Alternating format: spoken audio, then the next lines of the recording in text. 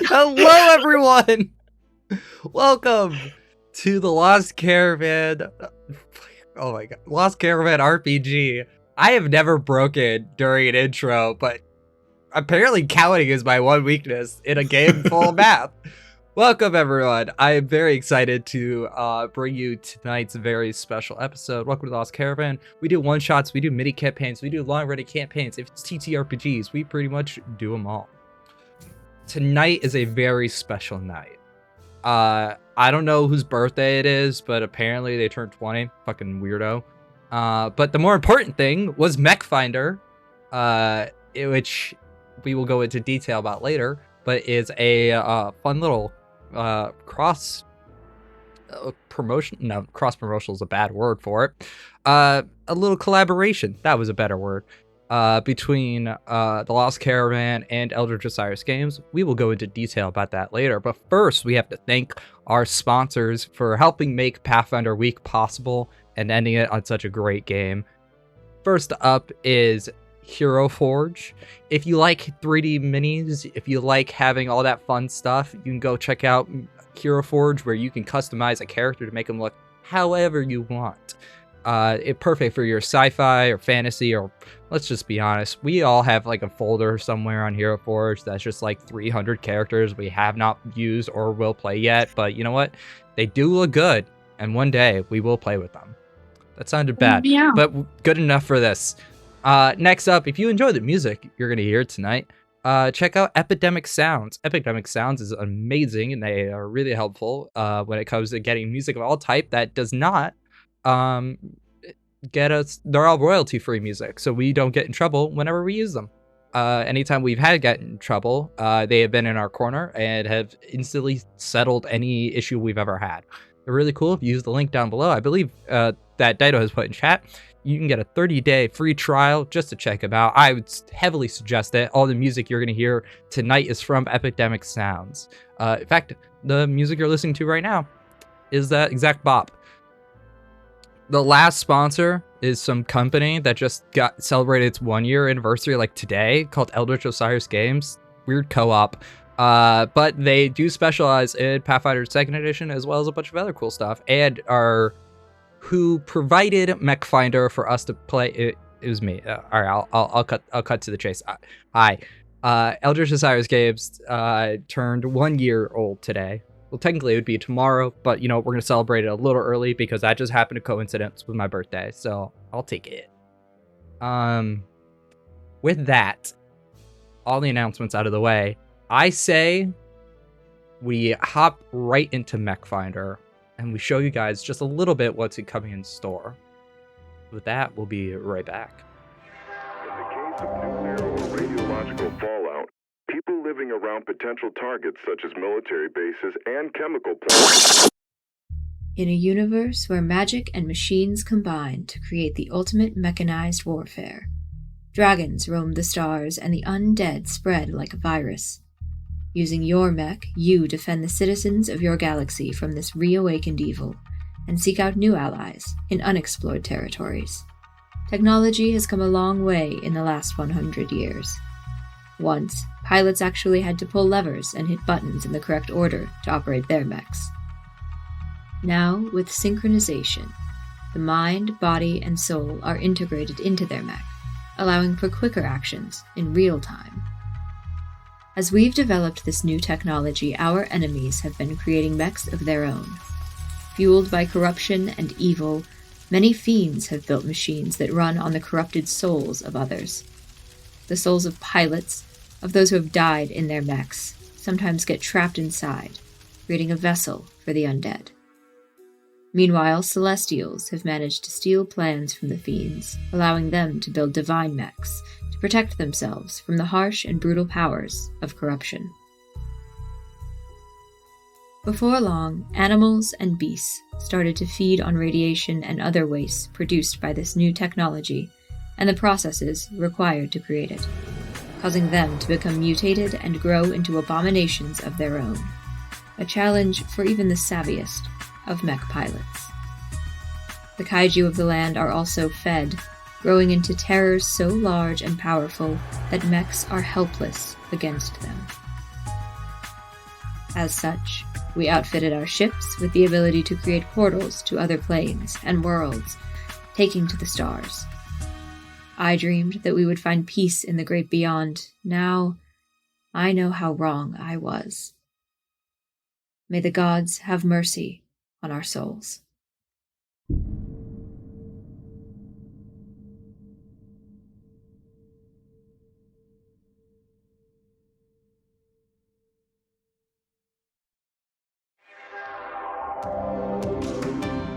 And welcome back, everyone, from that amazing trailer.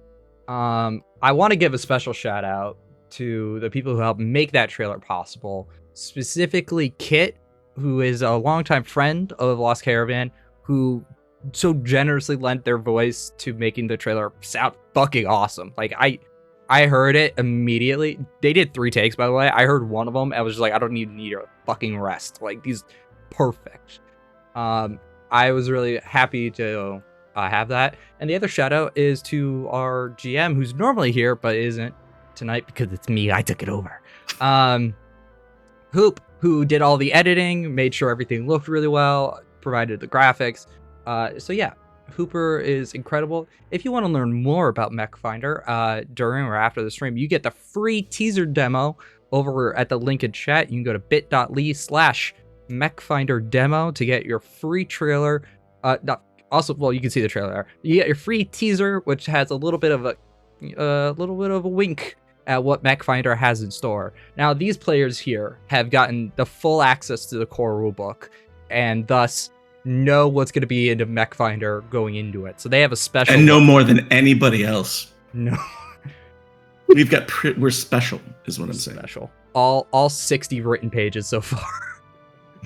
But yeah, I did get yelled at by mods during the break, so I do want to give 1 or 2 more small shout outs to announcements that we do have.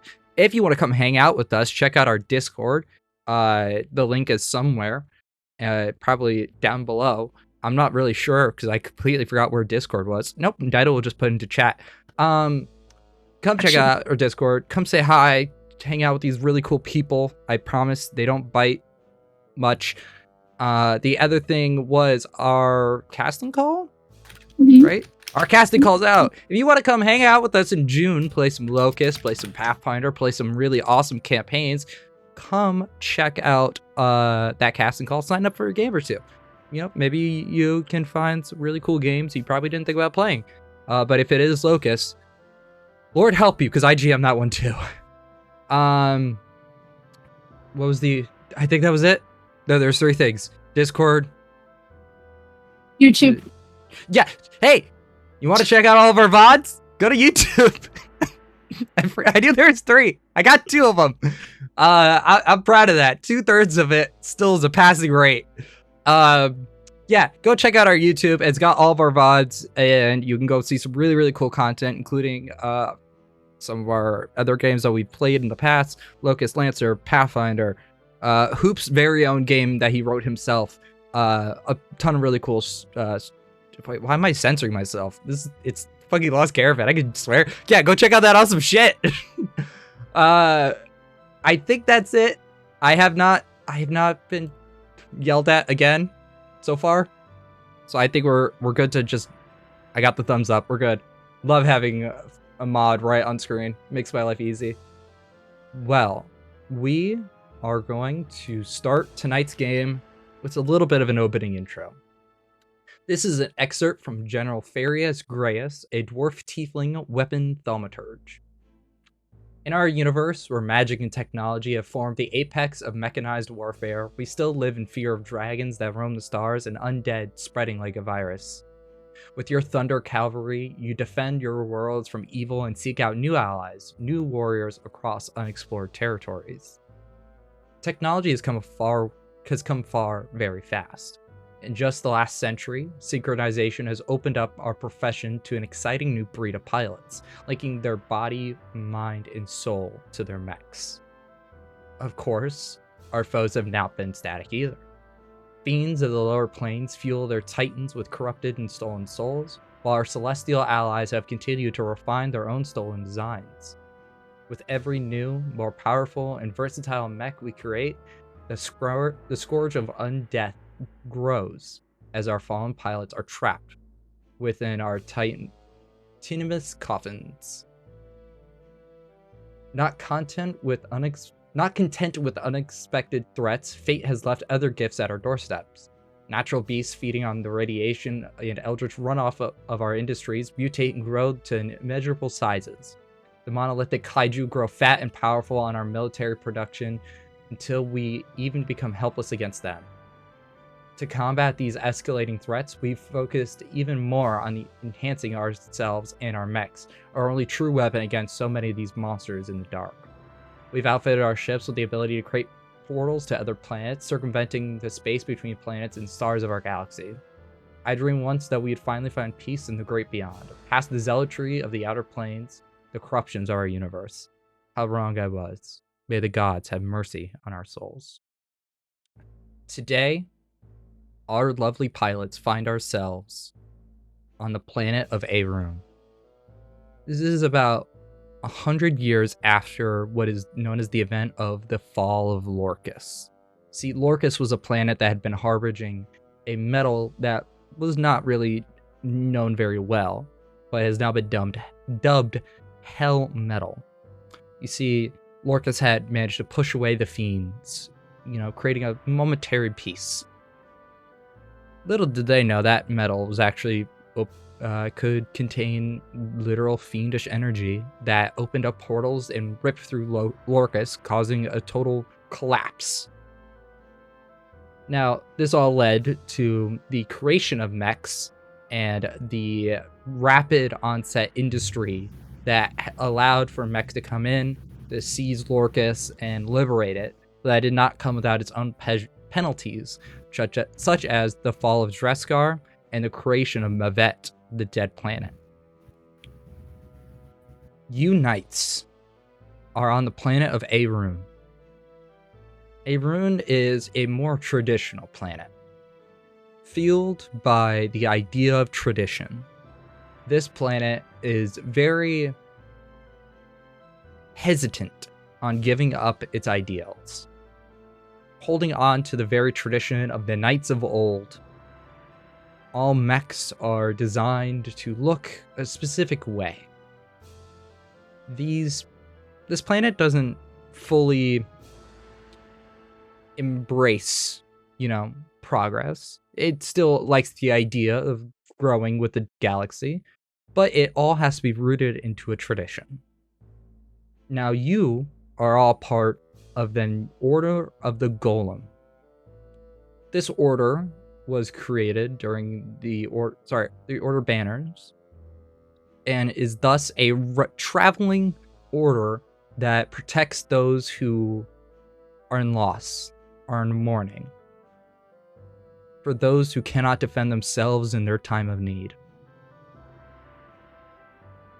You find yourself outside of your mechs in a great hall.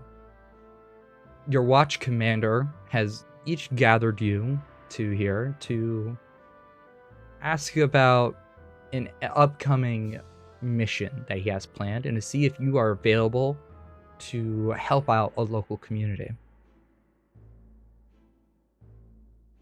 This was your specific watch here on Aruin is in a great olden castle. Barely technology works.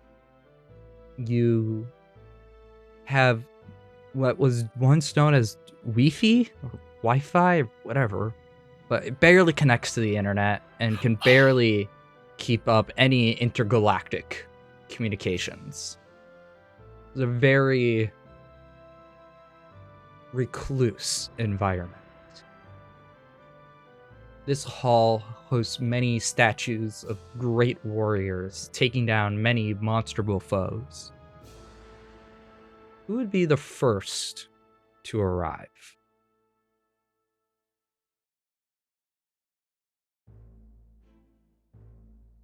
I think Sage would be. Okay. what would the commander see as you walk into the Great Hall?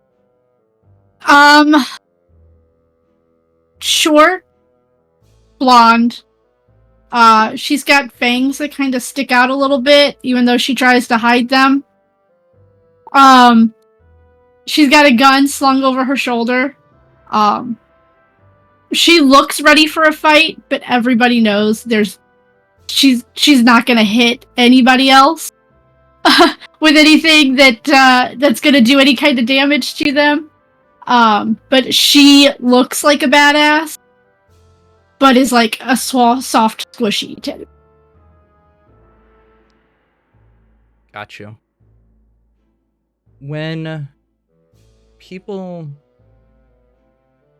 first see you, what would you say would be their biggest impression?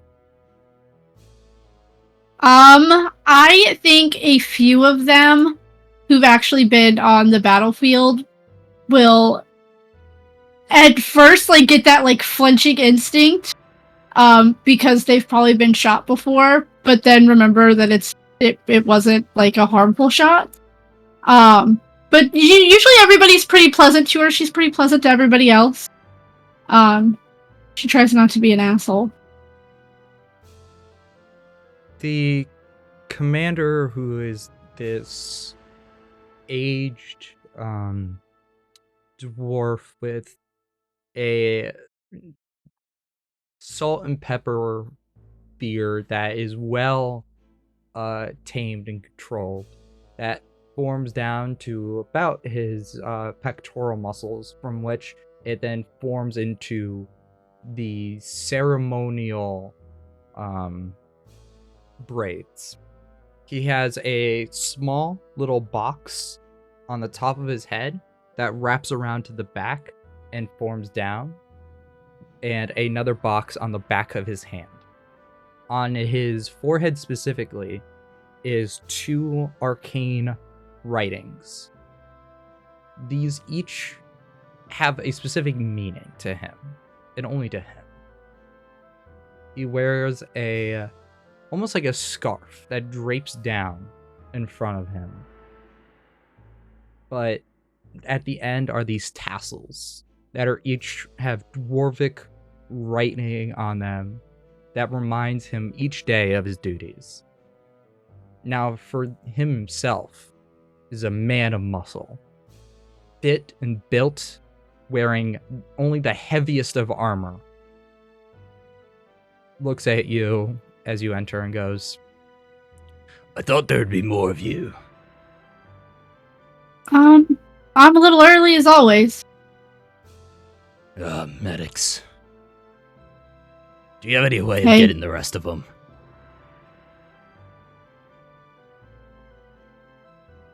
How much attention? Sure. Any excuse to fire a gun. Oh boy. Alright, just don't aim it at me. I'll take out my sorry, I have 2 different weapons that do 2 totally different things. My slide pistol. I'll just shoot a couple of shots into the air. Go ahead and roll a d20 for me. I need to know this could go really badly, depending on... Ted, good enough, okay? There was a 50-50 shot you would have really hurt something. You managed to just barely beat the odds on this one. As for everyone else, you immediately hear 3 shots ring throughout the air. Who would be the first to, to react to gunfire?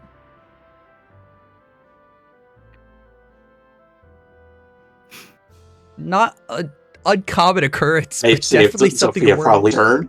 Well, that's the thing. It's not necessarily out of concern. It's like, oh, there's fighting happening, and I'm not in the fighting. All right. So would you say you would be next to make it to the Great Hall?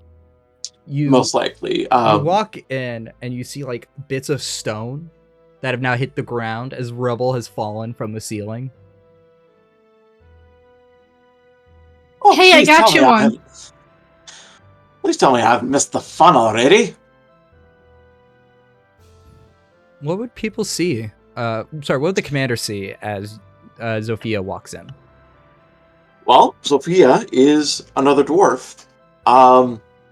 Slightly different make. Oh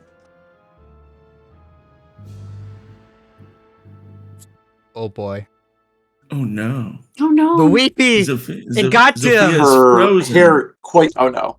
Oh, you're back. Now you're back. Okay. Sorry about that. Probably the extra stuff I have on here. So apologies. I'll start over. She's a dwarf. Actually doesn't look all that dissimilar to what her ancestors might have looked like. Broad plate and chain, only mildly enhanced by modern technology, with symbols and lettering that denote her status as a member. Oh boy. This is That's gonna be immersive. Because it's immersive that Steve keeps freezing. It's method. This is what of true method dwarf acting looks priesthood. like. Uh-huh. Welcome back. I am so sorry about that. We I got don't know through a good what- chunk of it. We got to the point where you said, Okay. you finished describing their appearance, and then you started describing their service, from what it sounded like. You got cut off a little bit, so. Sorry. Symbols and such that denote her as a priestess. She looks a little different than most other dwarves. Namely, she has a halo. It's faint, but it always kind of hangs in the air behind her head. Not glittering and golden like some Asimars, but warm with deep oranges and reds, kind of like the fire from a forge. A color that actually matches her glowing eyes. Very cool.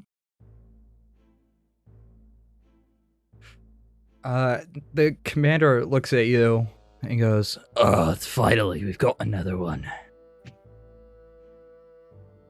All right, well, let's just see who... Is Carl even up?"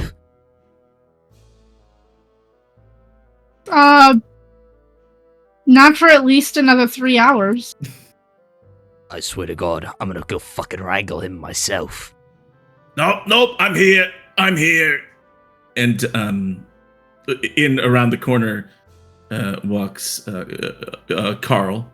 And Carl, a human, is about 5'4". He looks to be in his early 40s, but he's lost most of his hair. But he has what's left artfully like this, like sort of like trying to cover it up, combed over. And he walks in. He's got like a, big belly, badly out of shape. He's wearing a tunic that's kind of the closest thing you can think of to an undershirt, and on top of that, like tank top with like pit stains on it. He's got like an apron on, like a leather apron on in front of him, and he's carrying a big box of stuff with like there's bottles sticking out of it and tools, big spanner, wrenches sticking out of it, and he's got goggles on top of his head. He's like, "Nope, I heard you. I heard the shooting. I was trying to address the constant issue of the communications relay thing, the woofie. I was trying to look at the woofie and see if I can improve it because I'm generous." And, Just old technology is far outdated over here. yeah, but I mean, you put a little, spit over here. You like do a little bit of, you got boom, bam, bam, and then it's working again, hopefully. But anyways, I couldn't get it started. But who was He looks around. He's like, he points at Sage, and he's like, "Oh, you were the one shooting, weren't you? I figured. Gotta shoot something." I figured." He sets the crate down. He's like, "I should have known it would be you." And then he warms his hands over Zovia's halo. Where would Ari be? Ori? I can't say words tonight, so this is gonna be real fun. Dyslexia, fun condition to have. I picked a difficult name. I apologize. No, you're good. This is on me. RA, I think, would be arriving just now. She is a human woman, kind of pale skin. Her long hair looks a lot like a borealis, so shades of purples and blues and greens kind of mixed in. Bright blue eyes, dark makeup, very flowy dress in various shades of blue. She is a princess of a kingdom that no longer exists, and that's present very much in how she carries herself. But on her shoulder, kind of across both shoulders and with a tail wrapped around her arm, is a small dragon wormling. The dragon is orange with kind of blue stripes, looks a little bit like a clownfish. Its horns, short horns, look a bit like pieces of coral, and there's a fin that runs along its entire back and tail. And she's feeding Rirva, this dragon, a pastry as she approaches. Why is there so much noise?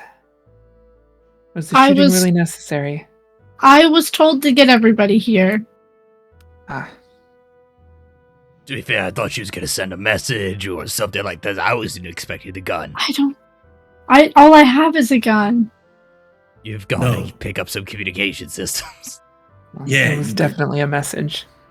Well, once we get the woofery up and going, we'll be fine. And I think when Ori comes in, everyone notices, and it's like standard practice for Carl, that he moves away from her. She skeeves him out a little bit, like something about the zombie with the dragon makes him uncomfortable. Just sort of takes a couple steps away. Alright, look, now you're all here, I feel like we can get down to brass tacks. Meteor, not too far away, maybe a few 100 miles, has been clocked. Now, we assume, because Mavet is not too far away, this could be a preemptive attack from them. You never know really when the undead really start to have fun. Now, because you are all trained pilots, I'm trusting you with not only the responsibility of the order, but to retrieve whatever it is, or put down whatever threat may be available. There's a small local village, not too technologically advanced for what we're used to. They recently had the mayor die, and thus the entire place is in mourning. They cannot handle if it is a truly dangerous threat. And that's where you come in. Now, we have registered that it's about a few 100 miles north from here. You will take your mechs and begin your travel. But be very careful. The elements are too kind to large structures. Especially ones that are made out of metal.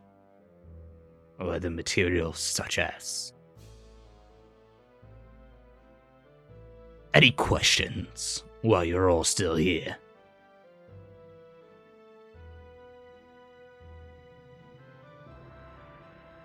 If I get this thing working, should we set up like a password system? Do you want like two-step encryption for getting onto a fee? Like, did you make questions about the thing that you just told us about? Yeah. We can talk about the woofy later. All right. He just sort of like slouches back. What do you mean the elements? What do you mean? Oh, where you going? It's gonna be cold as fucking balls. All right, it's gonna be real nasty. You should get a sweater. Well, hopefully your mech's got some internal heating with all the fucking heat it builds up. I hope so, because otherwise I have this knee that when it gets too cold and the weather gets bad, it starts screaming at me. I gotta sit down for hours at a time. Not my Ours. issue. Sounds All like right. sounds like a you problem. Yeah, we're a team. Yo, team. But he often makes it an us problem. Well, we all bear each other's burdens. Me and the girls, or the demi girls, non-binary girls. We're a team. He scratches himself on the chest. Anyone have any questions? If not, Go you're to a more place, than free to smite go. the undead, come home. That's all I heard. There's a dead mayor. Yeah, It's a they town tell to me here. protect. What was the I think question? we need to go. Sorry, I thought Ari said I had a question. My bad. I'm sorry. Brain no worky. We need to go make an impact.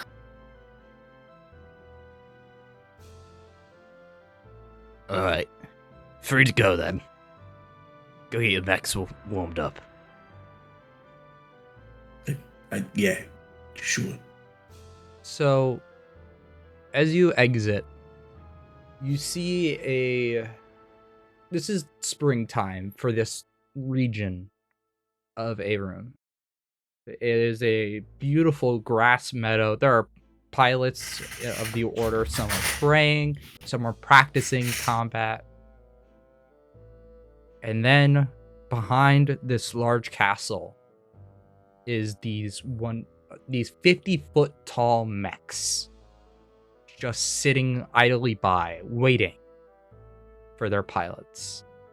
Looking void of life, you each approach. You put your hand or establish the connection between your mech. Not synchronization just quite yet. That opens a small little door on the mech's foot, where a glowing blue appears. As you each step, you are instantly teleported to the control room of your mech. A void, emptyless space, but a single helmet strapped in the center of the room. You have all seen this room dozens of times, whether it's practice, real combat, or anything in between.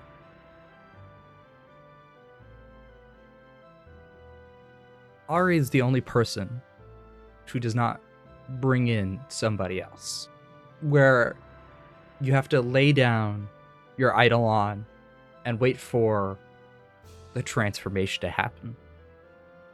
As you each put on the helmet, you sync with your mech, feeling this warm energy flow through you as several screens, hollow projections appear in front of you, giving you readouts of the conditions on your mech, giving you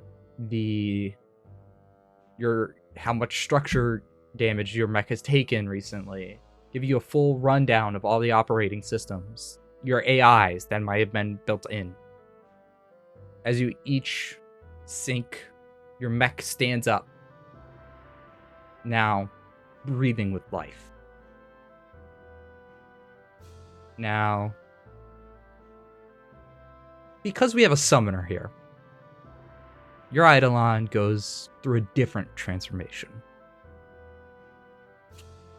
You look down at this tiny figure. You're 50 feet tall. This thing is this small, in real life. So this is you can barely register it. You have to have your screen zoom in to actually see your Eidolon.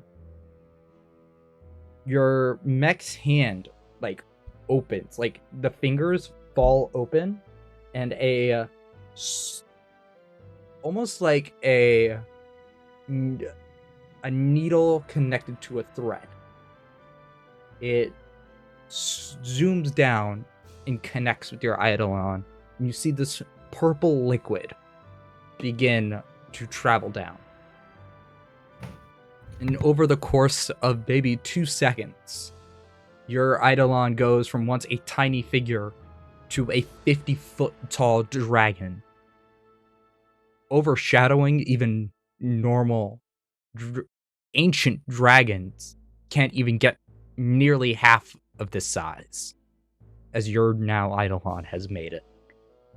As they finish growing, the needle comes back into their hand. Your hand closes. You move your hand around and your mech reflects. Remember, pilots, every action you perform while inside your cockpit is reflected in real time by your mech. So just be careful who you flip off and who you don't.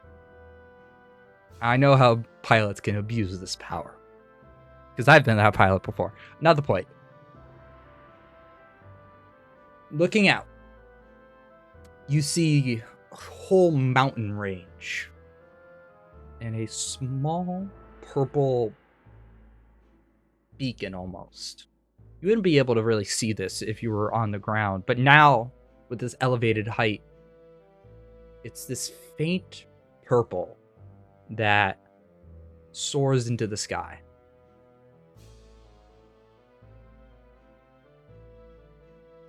Players, pilots, what would you like to do?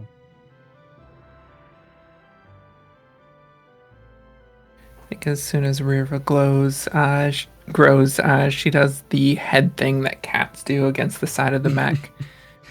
You all hear like the strain of the metal just it like bends to the side, and it obviously a system that is built to move and be flexible, can shift itself back into, but you do just hear like full like metal strain as it like comfies up to the shoulder, forgetting its once much smaller demeanor.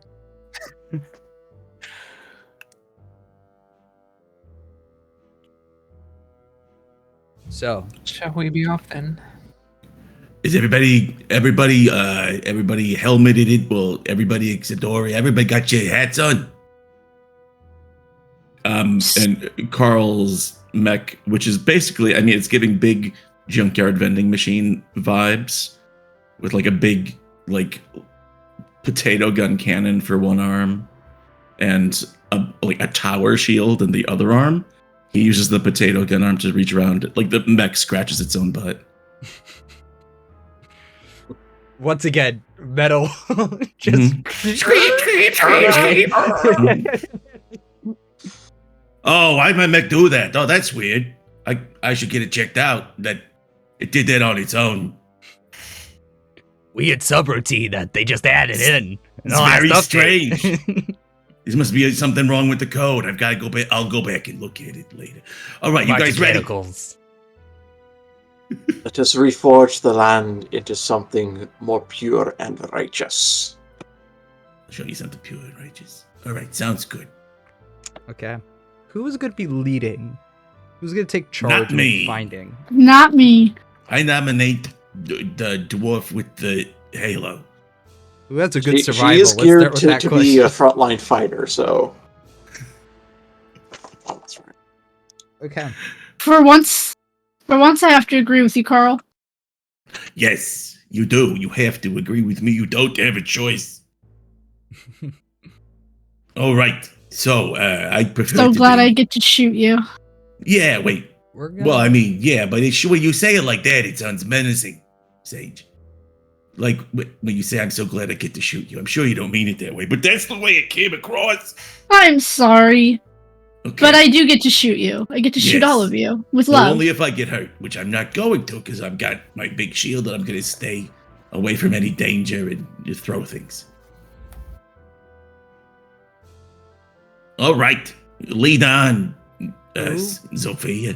All right, we're gonna quickly switch scenes, so everyone can now see our lovely roles in real time. All right, whoever's leading, go ahead and give me a survival check. I So would you're gonna love need to start making your way through some heavy terrain.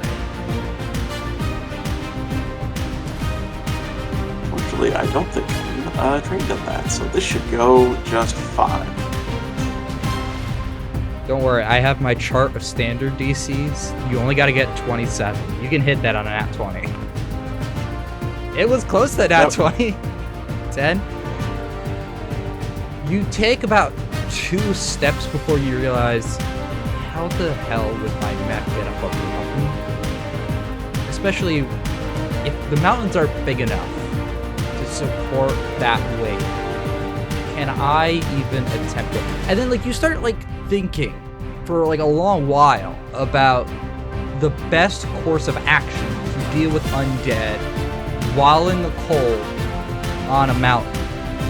You're like, okay, I can throw them off, but then they're still undead. So at worst they're gonna take falling damage, but nothing that's really gonna put them at ease. And then it's the scene from The Hangover where you just got all the math coming in front of him, and it's just little stick figures of undead are just falling off the sides of a really shitty drawn mountain.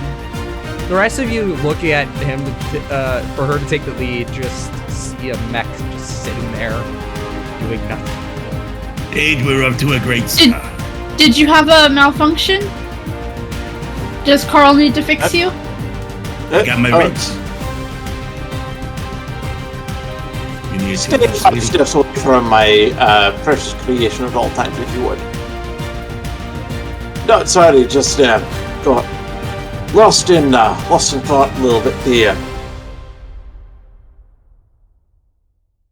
Yeah, well, I mean, were you not equipped to, climb up a mountain or something? Oh, I don't have rocket boosters. Oh, I do, but well, not really, but I do. I mean,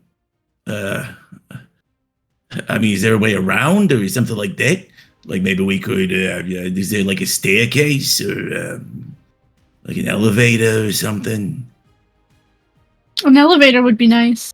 Yeah, I mean, I can get up there, no problem. I can fly if I need to, but apparently you can't. Well, maybe if we just start heading in that direction, we'll figure something out as we go. Sophia, do you not know where there are any passes we could use? I'm used to lanes with a ceiling. Let me put it that way. Oh, sure. If you put me in a tunnel, I can navigate like no one's business. Out in the open, I get a little disoriented. I mean, you can always just think of the sky as a ceiling. I do, and then I have visions of falling into it, so I don't think that's terribly productive. James, would any of the rest of us, seeing as we're from this area? I will allow a society check, but the difficulty will be a little higher. Here comes. I will also do that, please. Yeah, go ahead. You're going to be hitting for about a DC 28. All right, here I go. Is it okay if I roll that as well? Yeah, go right ahead. Oh, that's a 20. Oh, come on. The bad rolls have started. Great start.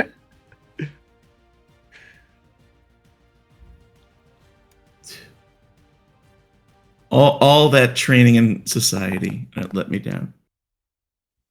22. Okay. You could roll above a 10, that'd be wonderful.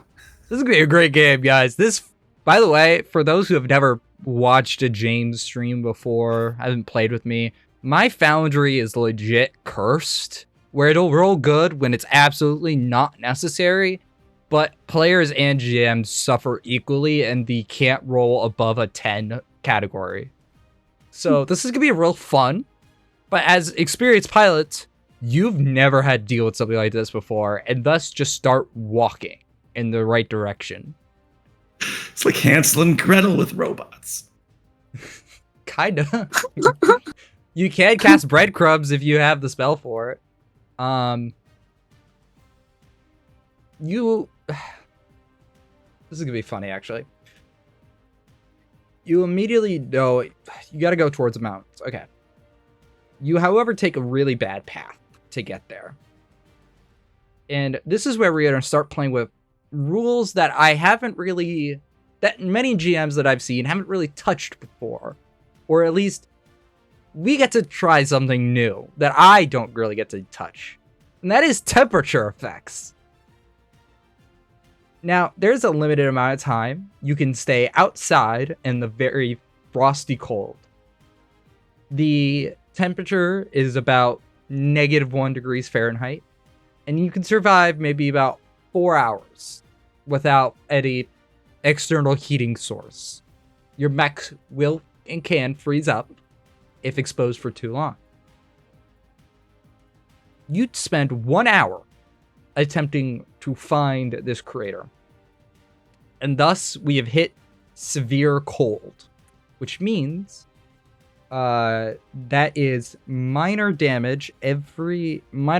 damage every hour. So we've done 1 hour. I'm going to go ahead and roll 2d6.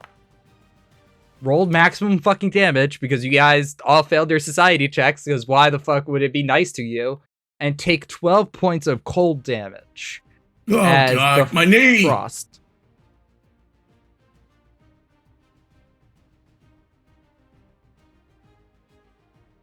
You do. So, sorry, go ahead.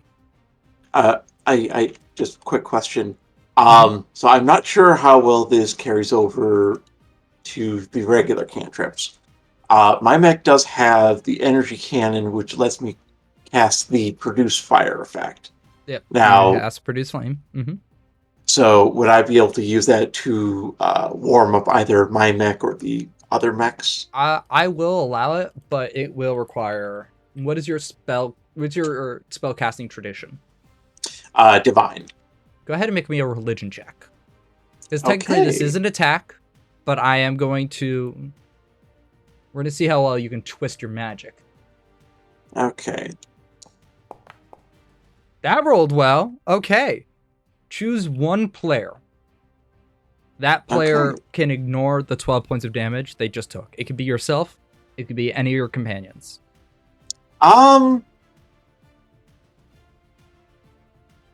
Let's go with Sage. Sage, you feel a warm that fills your body as Zofia reaches out their metal hand and like a warm, like small, large in comparison, but small in this scale, fire appears. And inside of the control panel, you just see this, like, the pale white turns into this nice red, like an orangey, comforting red, as your back begins to feel warm. You're no longer feeling a little cold anymore. You can go ahead and ignore all of the damage. Feels pretty nice. Whew. What feels nice? Wait, what? Wait, why does Sage get the fire? I told you about my knee. It was a Do you want me to take care of your knee? It's very cold right now. You know, I think you should shoot Carl in his knee. I could shoot him in his with knee. a healing gun, not with like One of the shoulder cannons just. No, with the health stuff. Do you want me to like see if I can get a better look for this crater thing or something? How about this? Maybe we take a couple of minutes, get our bearings. I can shoot 2 of you, and then we can be on our way. Again, you say it like that. It doesn't sound. It sounds threatening. For the audience, Dido is playing a special subclass that will be featured in Pathfinder called Way of the Healing Gun. I wrote it. It was pretty cool. I will say so myself. But essentially, their whole shtick is shooting their friends and thus healing them.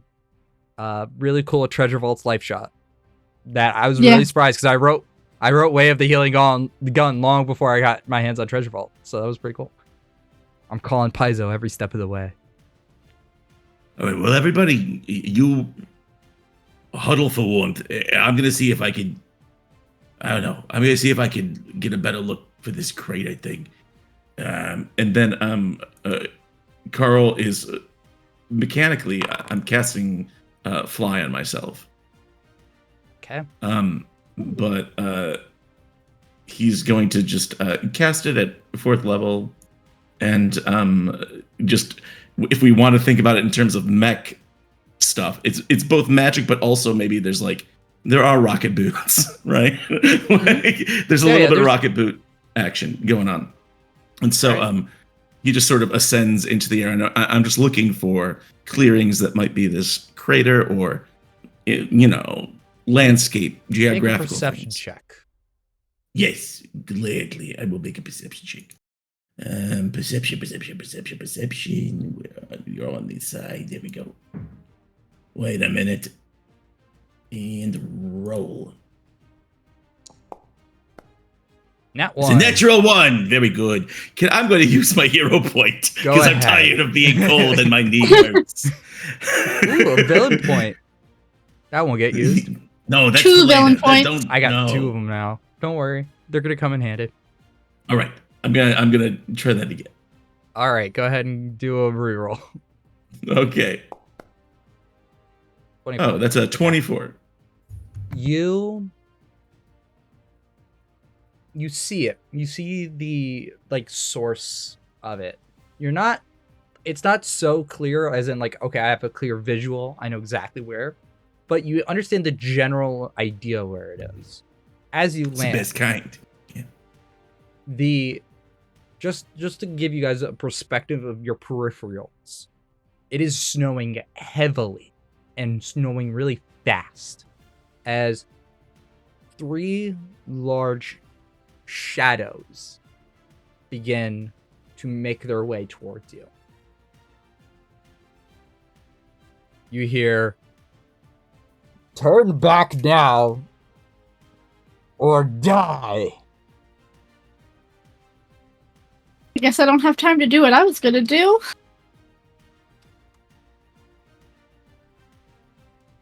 Is Carl still up in the sky at this point? You've landed down at this point. Okay. Just so you can give your report to everyone. So just as he's about to deliver this news, that's when the voice. Mhm. Which one of you said that?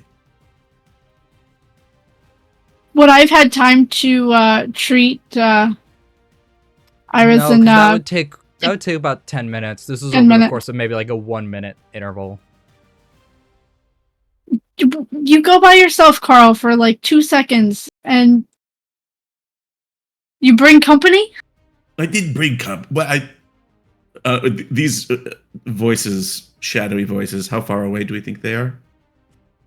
In this environment, in real space, 300 feet. In this game, closer to 30 feet in terms of measurement. They're not too far away.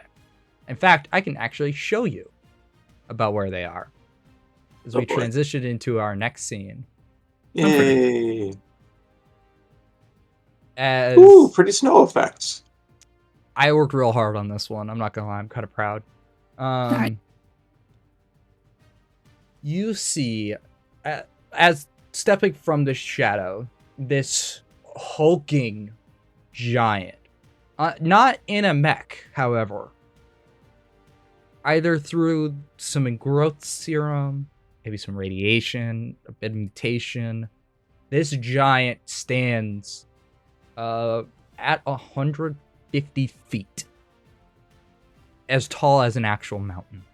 Or at least a very small mountain. Next to him is a blue worm with various bits of technology built inside of them. As a dragon that has been augmented and changed through some sort of technological process. This worm is also 150 feet. And standing on the back of it is a mechanized, what appears to be some sort of witch, almost. These really long nails holding a staff. They have what replicates white hair pulled from the back and is flowing frivolously throughout the air as the harsh environment. I need you all to go ahead and roll some initiative as we are going to enter combat. Alright. I'm going to go ahead and roll for my guys, and then you can roll perception or an appropriate skill. Perception's fine. As we hop into... Oh, I'm still on private rolls. I feel like the public needs to know how bad I'm about to roll. Big That roll one! reveals. We're going great tonight, folks. Alright, that's everybody. Let's begin our combat with Sage. You're up first. Oh, okay. So because of Wave the Healing Gun, as a free action, I use medicine to roll my initiative. I can draw my firearm, which is exactly what I'm going to pull out my slide pistol. And I can immediately treat wounds on someone next to me, which I will do. I'll do Sophia. For those who can't No, they're see, not. Sorry, go ahead. I'm just gonna zoom in right on your mech. And since they're not that hurt, we're just gonna do a DC 15 because I know I can hit it and don't even need to roll, and they don't even need that much. Okay, go ahead and So give me a base roll. Why not? Could always nat one. 31 crit success. 31. 31 crit success. Take that 48 healing.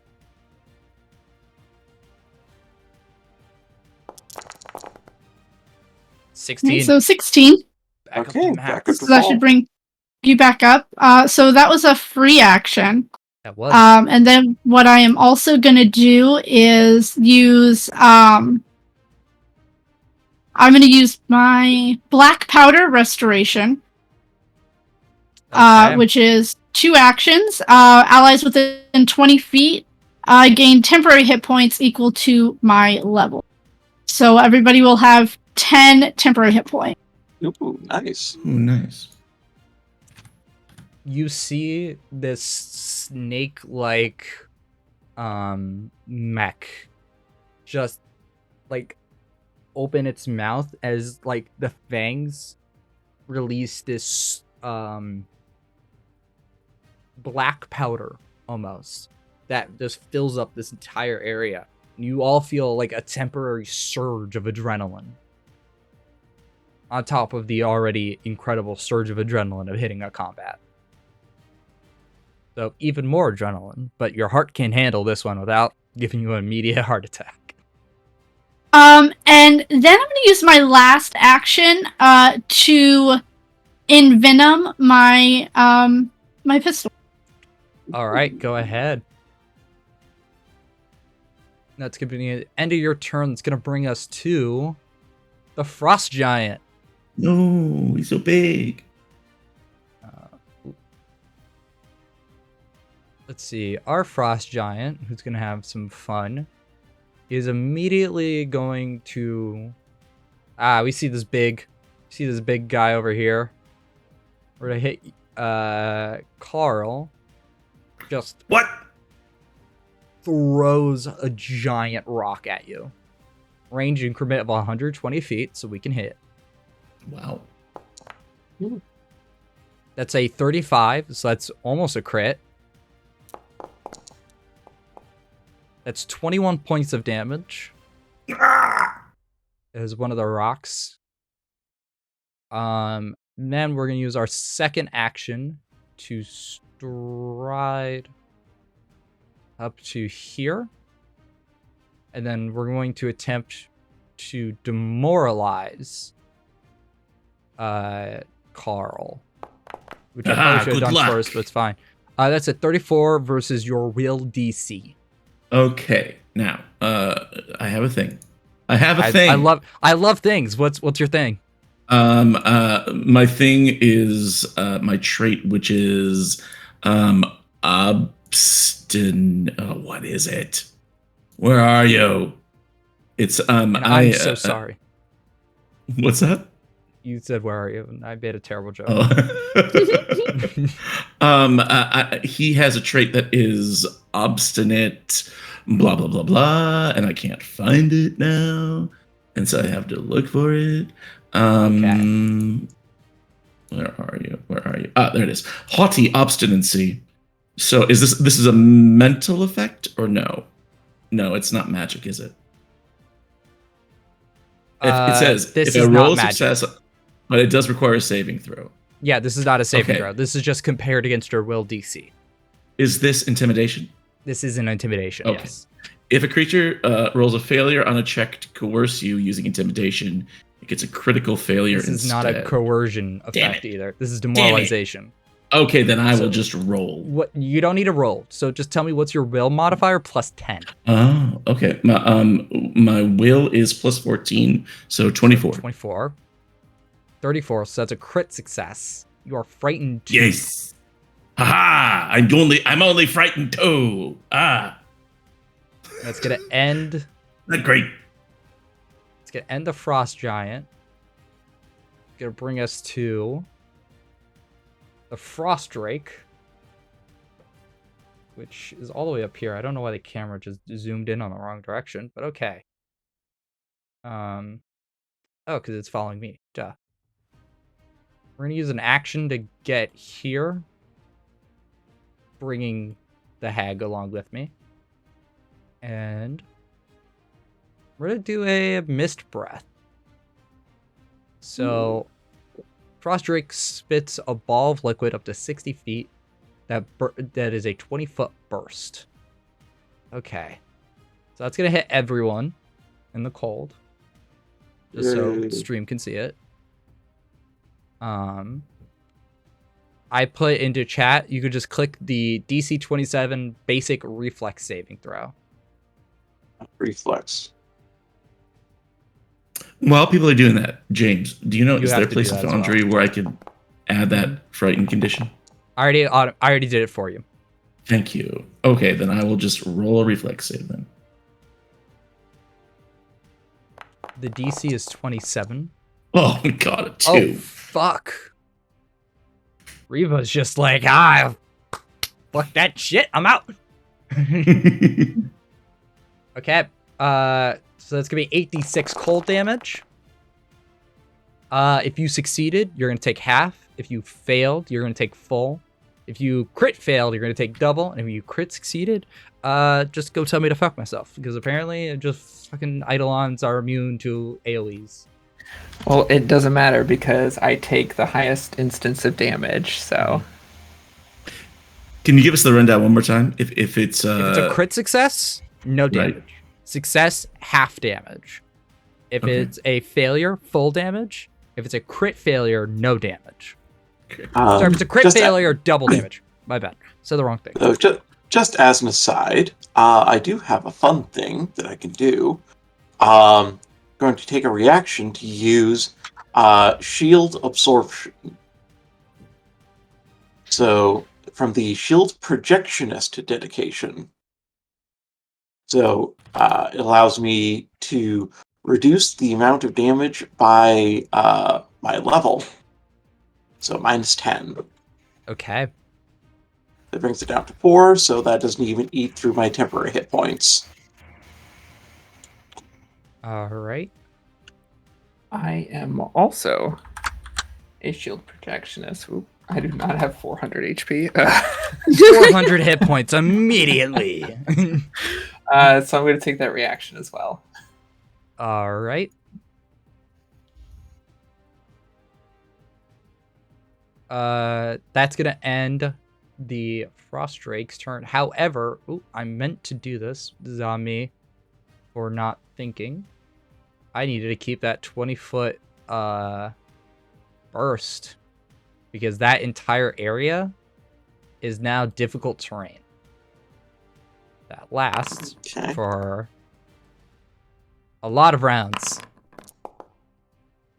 Okay. That's gonna end the Windows leave me alone. I don't care about your updates. I'm in the middle of the game. That's going to end our turn. It's going to bring us to Ari. Which I keep mispronouncing. Also, hello, Raiders. Welcome to Pathfinder. Its debut stream game. All right, yeah, you're up. What are we doing? Yeah. First thing we're going to do is moving with tandem move. So Rirva and Ori are moving together. This is difficult terrain. Just checking my speeds. 30. And Rirva, I think, is also 30. Nope, wrong one. 25. Okay.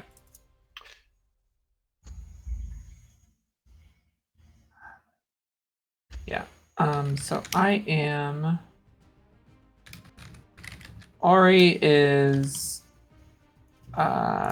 Ooh, that is not what I meant. I have the wrong thing selected. Oh shit. That was way too strong. Keep going. I'm doing stuff in the background. Try to make this look cool. No worries. I kept clicking the wrong thing. So Ari's moving backwards while Rirva is moving forward. Please remember the difficult terrain stuff, just for in terms of calculating movement. Okay, cool. You're good. Yeah. That stopped us from getting close enough, but that's okay. And then Ari's mech is very clearly a caster, and drawing the tip of her staff in the snow to create a circle and running her hand through the air. I'm going to cast Evolution Surge, focus spell. Hell yeah. And I'm choosing to make Rirva huge. Okay. Can you do it? Can you go ahead and do me a favor and cast that to chat real quick? And I will add in all that fun stuff. There we go. Evolution Surge. Huge. We're gonna see some cool magic happen as it grows to an incredible size. Actually, is taller than the fucking giant itself. This is now 200 feet in size. Yeah, so she does purple energy engulfs her hand and spins out and spins around Rirva, and Rirva just expands and roars at this giant. And the last action for act together, Rirva's going to swing her tail at this dragon. All right, go ahead and give me that attack roll. She explodes in size and immediately spins in the snow. And then nat 20s! Oh my god! Okay, go ahead and roll damage. Holy fuck! Let's go. We don't need to. I wish you could just sit back and 20 relax. Points of damage, and that's fire damage. Part of that's fire damage, which means they're gonna take additional damage due to their weakness. So they take 30 points of damage as you just see the tail like heat up, and then as it grows, using that momentum to do like a full 360 spin, it's slamming into the other the mech dragon, and just stands firm in the snow, just looking down upon the frost giant. It's gonna end your turn. It's gonna bring us the hag. It's a fun winter hag. We are going to be able to cast. What would be the meanest thing I can do right now? I'm going to go with the meanest thing I could possibly think of right now. We're going to cast Cone of Cold. So I'm going to go ahead and place that 60-foot cone, and I'm going to turn it. Oh god, this is going to hit even my own allies. Everyone within that giant, or for those who can't see it on stream, Cone of Cold is a giant spell. And thus, everyone, go ahead and make me that reflex save. It is in chat. It is a basic reflex save DC 25. Okay. That is a 26, baby. That one. Oh. You want to hero point that? No, I want you to kill me. All right. Tone cold. Yeah, 26 remember, friends. That's 12d6 cold damage. Well, it's almost a 16. Ooh. Okay. I'm going to go ahead and roll damage. Never mind. Okay. That's 50 points of damage, 100 to Sage. As the large, you just see coming from the end of their staff, they slam the staff into the dragon itself, and the dragon mouth opens up wider than even its own breath weapon, and this large 60-foot cone spews from it. I gotta go ahead and make myself my own reflex saving throws as they caught their own. Nope, they're immune and immune. Perfect. Is there any? Are good. Is there any damage for a regular save on that one? So if you succeeded, okay. So it's basic saves all work the same. Crit success, nothing. Success, half. Failure, full damage. And what Dido did, which was a crit fail, and is double damage. Got it. So Sage literally is looking at near death right now as this rushing wave of cold clings on to your mech. Even while in your cockpit, you're still frustratingly moving, but feels at a difficult pace. That is gonna go ahead and bring us to Carl. Yes, finally, it's my turn. It's Carl's time to shine. I think Carl saw Ore do fire damage to them, and then so after seeing that, he says, "I have an idea. I think they're weak to fire." And he steals her idea, and then he uses his extant fly speed to go up in the air as his first stride. How high up? Fly. I wanna do somewhere around so what I'm about to do has some range to it. Yeah. It's not my normal stuff. I'll say 30. 30 feet? 30 feet up. So he just sort of, relatively, mech talk 30 feet. He goes up 30 feet as his first action. And then he is going to, if you were inside the mech, he's got this little, gold chain necklace, because of course he does. And it has a little, locket. And he opens it up, and there's all these little orange glowing balls inside of it.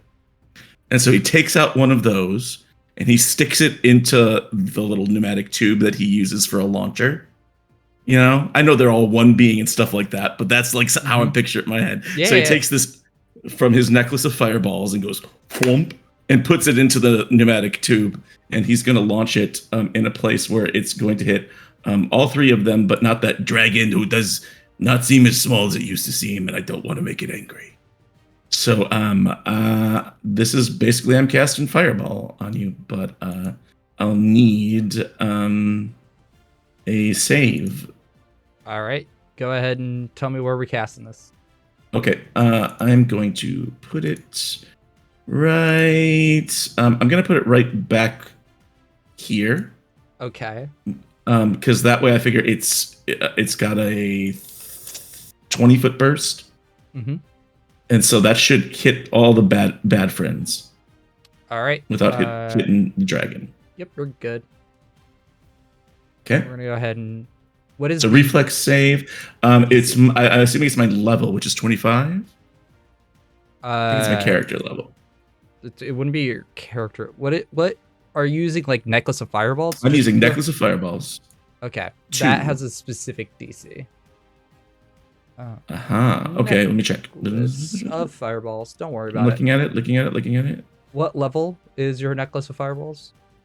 So 9, this is a 2. It's a level 7. Level 7. Level 7 item, DC 25. This says 23 on the item description. No, it's a 23 maybe to because identify of my conditions. No. It's sure. It is. hold on. You forgot. You're frightened 2. Because I'm frightened too. Lowers the DC by everything. All right. Mhm. DC 23. Let's roll with it. 32. So success. Okay. Fired. Giant is failing. And the winter Yeah, it's also hag low. fails. All right, go ahead and roll damage. All right, here comes 8d6 damage. Oh my god. Oh, that's a lot of ones. It's 16. Son of a bitch. Damage. Carl, you can hear, you see Carl's mech in the middle of the air just raging at very low damage. On that That roll. didn't do as much as I wanted it to. Come on! I want to be more effective than that. And then, so I still have 1 action left. Mm-hmm. No, one On to top of all fly up, and then one One to to. fly up, 1 to thwomp, 1 to Oh, launch. true. Yep. No, Fireball. forgot. Activate. Pull out. Yeah, my bad.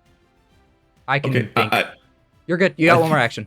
Okay. I think what he's gonna do then is he's going to use his quick bomber trait to send out a different bomb, and I think what he'll do is send just some alchemist fire at the frost giant, and so he's going to launch one of those at him, and he'll say, "You throw a rock at me, I throw a rock at you," and then but it's not a rock. So this is a ranged attack. I'm just going to use my crossbow attack, but it's really my alchemist fire. Oh, there it goes. Sorry, I was trying to fix your fly movement thing. Oh, the okay. Whole time in the background. All right, yeah. Go ahead and make your attack roll. All right. What am I doing? Roll. Why can't I click it? Roll. Oh, here's wait a minute. What am I doing wrong? Foundry. Got that drawn. I got to. There we go. It's Oh my gosh. It's a plus 16, so I'm just going to roll it and add plus 16. Here we go.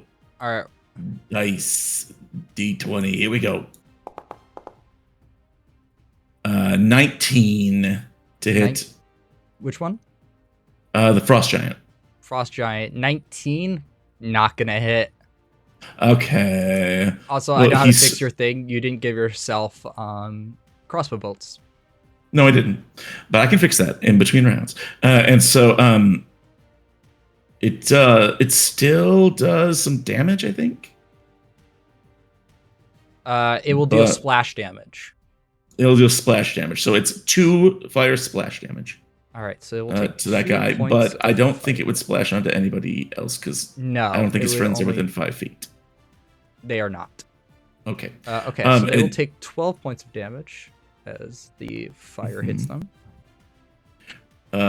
Carl is still very frustrated and angry, but now he's floating in the air with his arms crossed, pouting, and that's the end of his turn. Yeah, for those who can't see it on stream, I do want to just highlight the fact that he is actually floating to the module.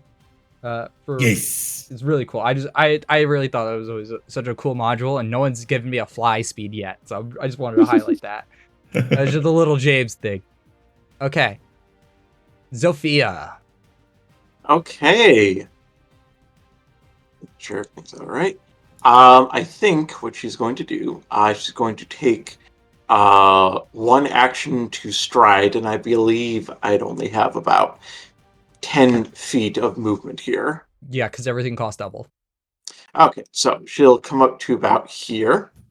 Mhm. She will just briefly turn, and she's going to use one of her max level heals on Sage.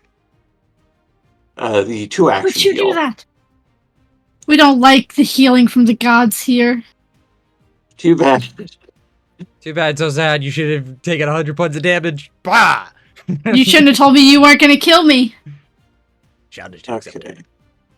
So heal. Heal versus living.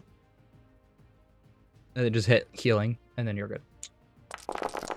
It's a lot of dice. 67 points of healing to you. It's going to end your turn. Yep. bring us to Sage, who has just gotten that nice little healing buff.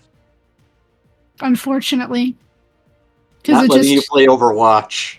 No, There's but no the thing respawn is in this. that I have godless healing, and I would have been able to heal myself so much more if you hadn't healed me. It do be good. Positive vibes only. I was also gonna try and get rid of Carl's frightened condition, but that's not happening. I appreciate the thought. Carl doesn't, but I do.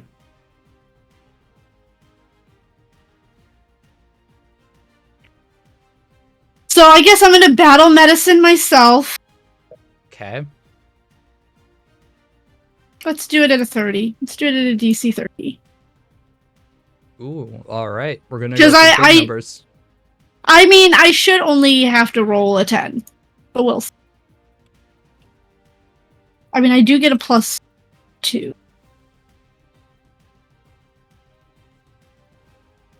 Let's see. Hey, 41 that's crit critical. success. So that's what, 48 plus 30? 48 plus 30, and then if you're using battle medicine, remember your medic dedication gives you more. I believe it's gonna be. Oh, it does. Okay. You gain 5 for 10, so it's plus 40. Yes. So So go ahead it and roll is- 48 plus 40. So 57 hit points go back to you, completely negating that entire fucking cone of cold. Gotta love medics. Such a great archetype.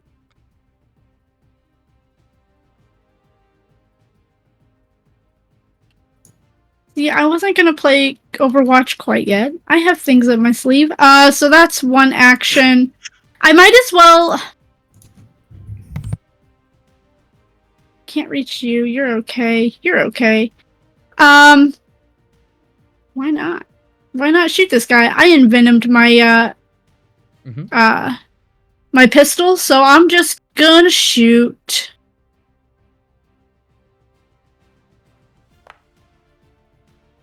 Who are you striking at? I should have clicked it.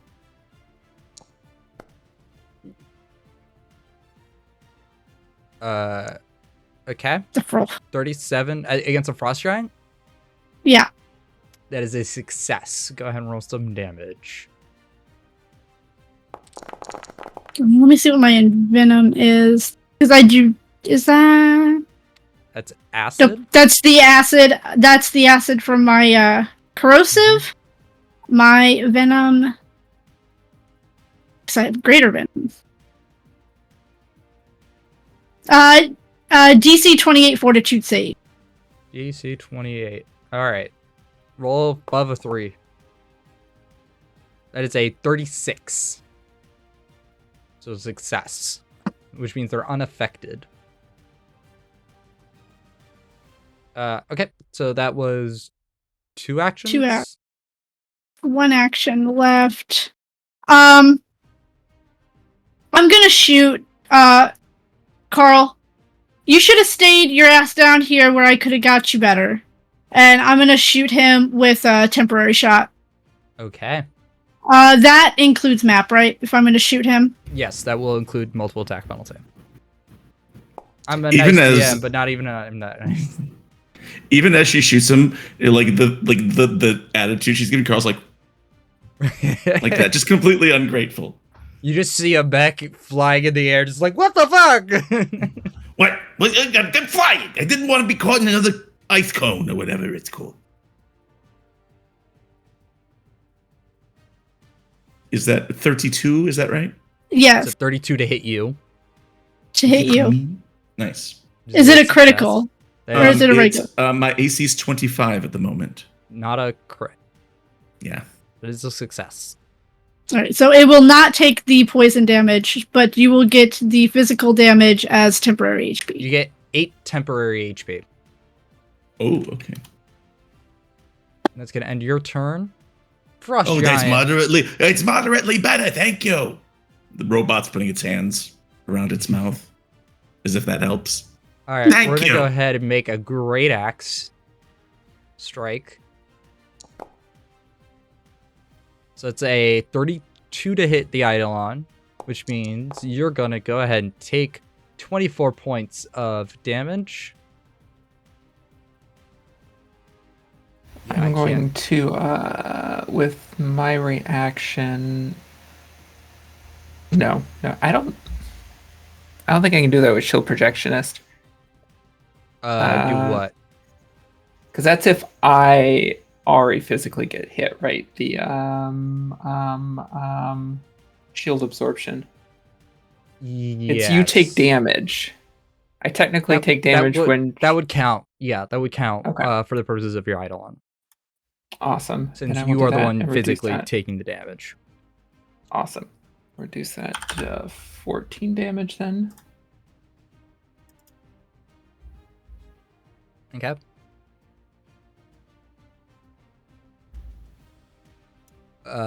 We are going ahead and we're going to follow that up with another strike. Boom. I love that animation. Miss by 1? Yes. Oh, you're kidding me. All right. She's ready for it. She ducks her head underneath. You just see the frost giant I just want to hit the dragon. And then we'll just like physically try to just, with its last action, just try to punch it across the face. That's a nat 1, ladies and gentlemen. Nat fucking 1. It does not hit that dragon at all. Go ahead and give us to the Frost Drake, who's gonna hopefully have a little bit better of a time. We're going to use Speed Surge, which is the first attempt at this. We can move twice. I want to get right here in the coat. No, hold on. No, that's flanking. Never mind. I want to get one above the flanking position. Oh, come on, James. Look, we're playing at high levels. Safety mittens are off. We're gonna then go use our last 2 actions to Draconic Frenzy to make 2 Fang Strikes and 1 Tail Strike in any order. So we're gonna focus a little bit on Sophia. It's gonna take the 2 Fang Strikes. Okay. That's gonna miss the first one. Come on. Barely hit with the second one. We're going well. Okay. Okay, that's 26 points of damage. Okay, we're going to use our reaction to reduce that by 10. All right. And then we're going to use our last one, just make a quick tail strike at the dragon, which is also a critical miss. This giant fucking dragon has got the dexterity of a fucking monk and it's just moving out of the way from everything. Slippery little wormling. This 200 Big wormling. This 200-foot tall thing is just like fucking Matrix over here. All right, it's gonna end that turn. I was thinking it's like Spirited Away. Oh, true, that would also work. All right.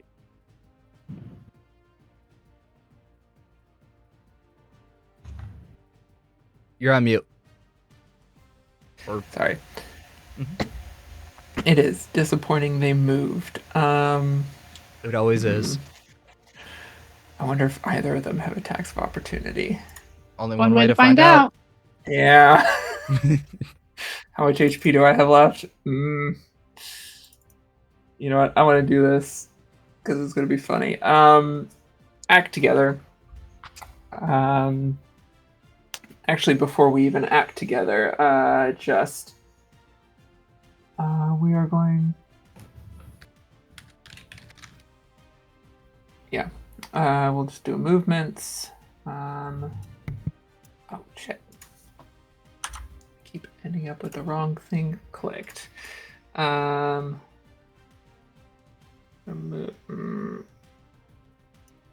over here. And the giant doesn't do anything. Awesome. Does the Drake do anything?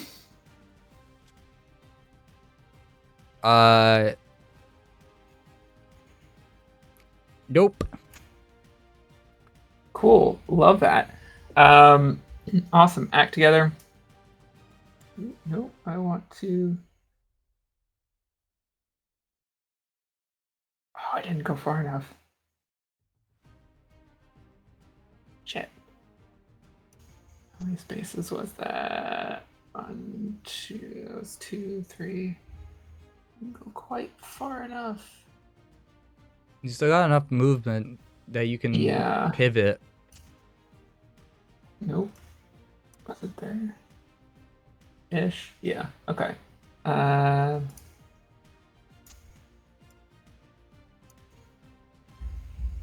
Yeah. Rirva, kind of very, almost like she's moving in the water through the snow. Her tail flips and she dashes around, and opens her mouth, and boiling water and steam shoots out of it as they use her breath weapon. This will be a reflex save. 35. Scald him. That will. The DC is 27. So success, failure. Come on, Drake, you got this. You don't fucking got it at all. Okay, so 2 failures close and to 1 a success. All right. That will deal 18 points of fire damage from this boiling water and steam. Hey! Don't knock that that fire. Yeah, so that's gonna be half, and then the hag is gonna go ahead and take some full, and then you're gonna go ahead and take some full. All right. And then final action.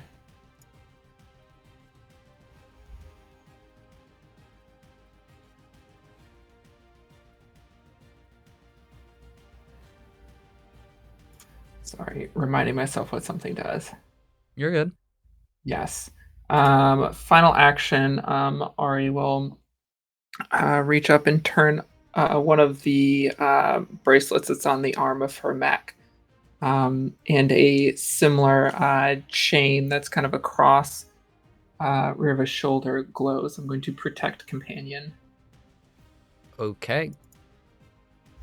Trying to reduce at least some of that damage. And that is my turn. Winter Hag. Come on, spells. We got this.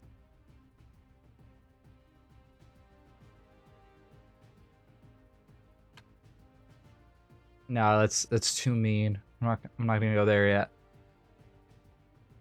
You know what would be funny though? Let's go after some of the healer.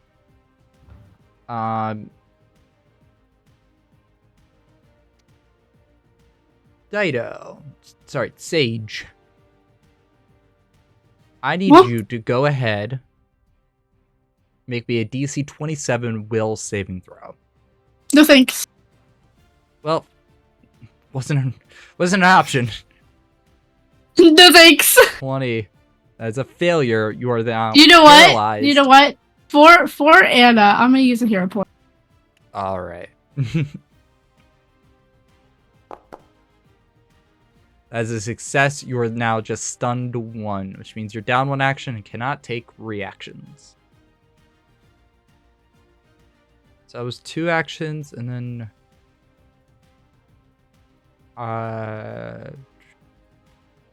this is all like their background stuff, like all this stuff. Why can't you just give me a 1 action spell like a good spellcaster? All right. No one is in range for some of the other stuff. So we're just going to attempt to... So we're actually going to end our turn for now. That brings us to Carl. Oh yeah, back again. Carl has been like floating, pouting, but when he sees Rirva,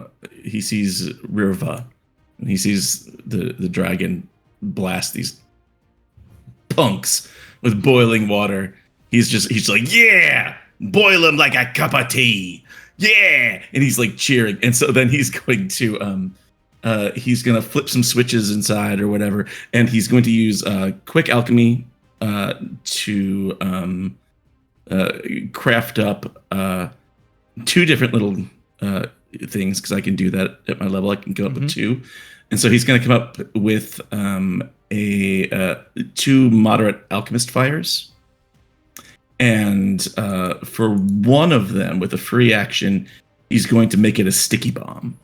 Ooh, sticky bomb. And so that's his first action.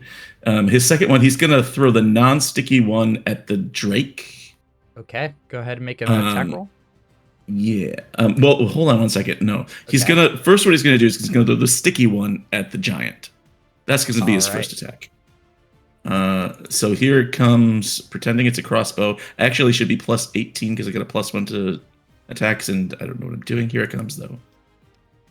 So it's gonna be 1 more than this. That is 28. 29. 29. Yeah, because I got alchemist's goggles that'll help me. Unfortunately, it's not enough. 29 doesn't hit this guy. Oh my gosh. AC's a little higher than that. Wait. All right. He will take splash damage, however. Yeah, I need to check, and I think it's 2. Yep, 2 fire splash damage. All right, so that's going to be 12 points of damage. If it hit him, he would have had persistent damage, which is too bad. But he's going to throw the other one at the cast the other one with a penalty as his third action at the Drake. All right, go ahead. 32 critical, 20. baby. Go ahead and roll damage. Critical damage coming up. 14. That looks extremely Yeah, it does wrong. look wrong, doesn't it? That's because it's my crossbow. 1 second, let me do this again. It's actually going to be 2d8. So I will do that different. Where are you, d8s? There you are. Alchemist fire. Yeah, 2d8 fire damage, and then that is 11. Hold on. I'm gonna attempt to do something in the background. Sure. He's aiming it towards the back end of the Drake so he doesn't hit his teammate. Because he doesn't want to splash them. So he's gonna just toss that down on them for 11. I'm assuming doubled with Alchemist's Fire. Yeah. Did you do your infused reagents preparation today? I did. But I probably did it wrong. We will check something when we go to break. Sure. Okay, so that's 22 points of damage. That's now 32 because it's a crit. Woo! So minus 32. That's 2 persistent damage, 2 persistent fire damage. So I'm going to go ahead and mark that down on his character sheet. So he's going to be taking that every round. And then the hag, who's currently riding it, takes... It's a splashy splash? It is a splashy splash, which means 2 she's going to take 7 splash. points of fire damage. That Drake is not looking great. It's going to end your turn. That's going to bring us to Zofia, who now has a giant dragon right up in her face. And I'm not frightened anymore, neither, because I've gone through 2 turns. Frightened. Okay. So, first thing we're going to do, we are going to cast the cantrip shield that I get from my shield projectionist dedication. Okay. Which thankfully does not have a somatic component, so even if the dragon did have attacks of opportunity, it would not trigger. Alright. So that's one action. They don't have attack of opportunity. Okay, well, good to know. So that's one action. Second action, she's going to use... where is my thing? Reinforce shields. So with another action, she will gain temporary hit points equal to half her level plus her Constitution modifier. That's 5 plus... You think I have this on, immediately available. So 9 temporary hit points. That's 15. And then with her last action, she's going to wind up her big ass frickin' wrecking ball, well, wrecking cube technically, and she's going to try to smack the dragon in front of her. Okay. Dragon smack. Woo! Oh boy. Go ahead and roll some damage as you just fucking bitch smack that dragon. So here's the other fun thing. Because of one of my other feats, this does also do some fire damage. It's already on fire. Fire and fire and fire. And it fucking dies as you slam down on its head. You hear this large crushing sound as its skull fractured, and you see the now really small witch. Well, about your size witch. So this 50-foot mechanized witch look at you, and if you could see fear in a mech's eyes, it's exactly what their pilot is looking like right now. She just looks at the thing, goes, "Your soul will be reforged." Oh, fuck. Any other actions? No, that's all 3. Okay, so you gain the effect of shield. So I'm gonna go ahead and put that on you. So you can get the cool animation. I will note for Carl, you were this close on your character sheet. I did do some double checking in the background. You never completed your daily preparations. You didn't give yourself enough infused reagents and then hit click. Story of my life. So, if you now check your character sheet, under actions, you will see every single type of bomb that you can create and make. Fantastic. I'm gonna help you out here. All right. Oh my god, that's so wonderful. Thank you. Sage. All right. I have two actions this turn, right? All right. We're gonna start this off. I'm gonna shoot the frost giant first. All right, give me that attack roll. Don't worry, Carl. I'm coming for you. Ooh. Miss by 2. That's fine. All right. Then I am going to quick draw my pepper box. Okay. And I'm gonna shoot Carl with a life shot. Yes, shoot me with your magic healing gun. It's a 33. That's gonna hit. Yes. This should have the multiple attack penalty. It's still gonna hit. Just letting you know that does have multiple attack penalty. Yeah, it would still hit. So that's 6. Is that temporary? No, that's actual healing, and Nice. No, it should be more than that because life shot does more damage than that. It's loaded with minor life shot. You are flat-footed to me, anyways. What level? It is 1d. It is 1d4. Yeah, it's a level 2. So yeah, 1d4, and the bonus. Yeah, it's my little guy. I will be healed. You see the gun from the hip try to hit the giant, who then smacks the bullet away, and using that momentum, you just pull out a gun and shoot your friend, just right in the head, just boom. And you just there's a little injection site right on the side of your mech, and as the life energy feeds into it, you feel like a sudden relief as part of the now damaged plating starts to repair and fix itself magically. That's gonna end your turn. And just to be a dork, after that, Carl looks at the frost giant and the hag and looks at them and says, "See that? Even our own people, we even shoot our teammates. That's how tough we are." Frost giant because you were shit talking, is gonna move. So go ahead, take your attack of opportunity, because I know you got it. Yep. As soon as he moves, tail whips out from the snow. Just fuck you.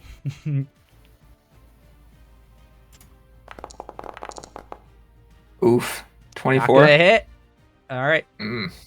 Gets right up and close to you guys' face. Oh god! Oh god! Oh god! Sees Ari I'm gonna make his first. Actually, no. We're gonna do a cool thing. We're gonna do wide swing. Oh no! I'll put it in chat.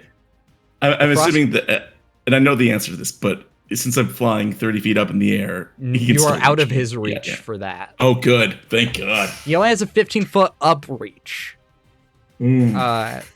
So, however, that does mean Sage and Ari are about to go take a nice. I'm still stunned, aren't I? Nope.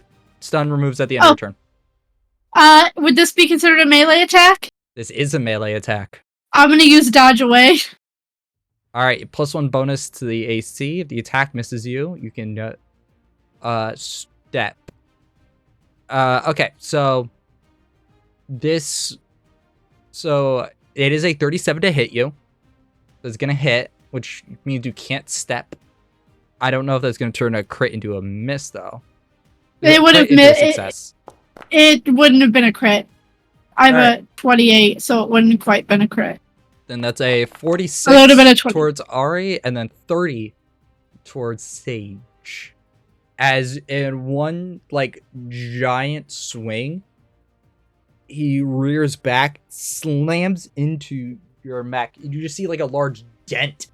Large rip into the plating. As he pulls out, the edge of the great axe pulls right into Sage, almost, like, knocking you to your feet. As he rears back, like a large smile across his face that he's like, I fucking ate something! I will shield absorption that as a reaction. Oh man, I'm regretting some of my own writing right now. However, it is your turn. Oh. Okay.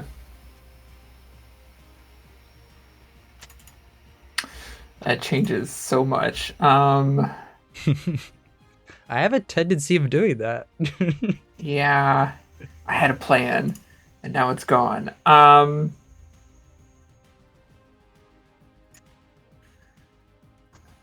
Okay.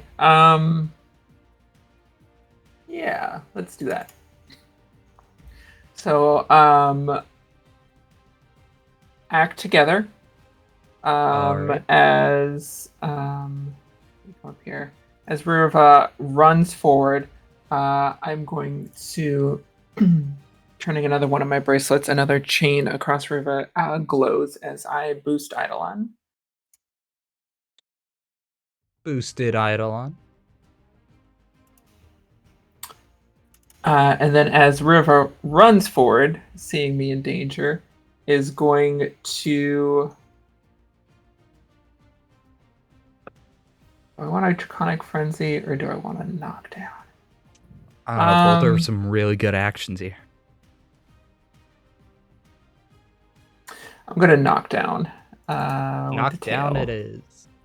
So the first one is Tail Sweeps. 27's going to miss. You can still attempt the athletics. Knock his ass Okay, prone. so I still can. Awesome. I don't know why I'm wearing a full suit and like this giant ass heat ass fucking weather. James, it's your birthday suit. It's your birthday suit. Well, hold on, that's for later tonight. That is a failure. Post stream. I will not dignify any of that with an answer. That's gonna end. That's what break is for. All right. That is gonna end your turn because it was move, boost, knockdown, winter hag. Come on, let's do something nice here. All right, we can be mean.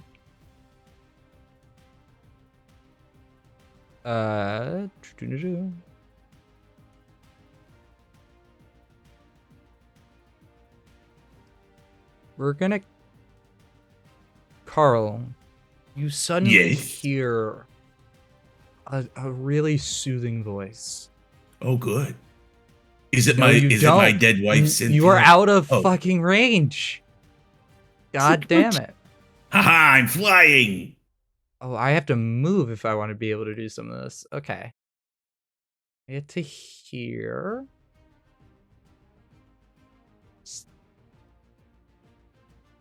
All right, Zofia, Yes. go ahead and give me a fortitude saving throw. Fortitude. Okay. Mm-hmm. Let's see how this goes. Oh, Baleful Polymorph. I remember this spell. It's a very fun spell. Okay.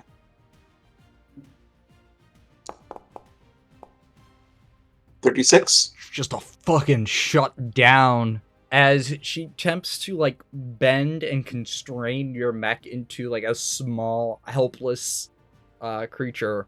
You like almost like in an anime moment of just like as like it binds around you, just break through, and it's just you hear, oh shit. That's gonna end her turn, bringing us to Carl. Yes, it's Carl's turn. Okay. I feel like I do that every turn. He's just so It's excited. Carl's turn. All right, now I can do something. All right, great. Now I don't think. Yeah. I can. Okay, great. All right. Here we go. Another a double quick alchemy with 2 alchemist's fires. And one of them is a sticky one. So I'm going to drop the stick.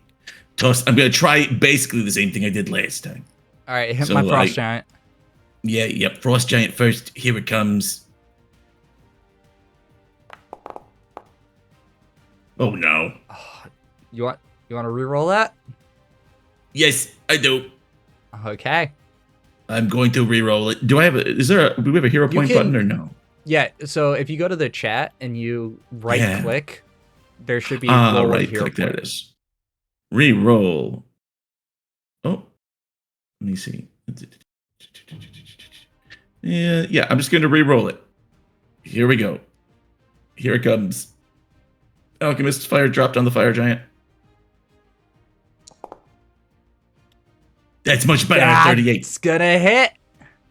Nice. Go ahead and roll damage. Okay, so 9 and 3 splash, because I forget that I used my intelligence modifier for splash. Mm-hmm. But he doesn't have anyone nearby. But no, the winter hag is adjacent. Oh yeah, definitely. So I put it right there in that corner then. Yep. So she's gonna. So she takes 3. No, she takes 8. Oh Weakness. Yeah. And he. Remember when I told you at the beginning of the stream, you're gonna really love this encounter? I like burning things.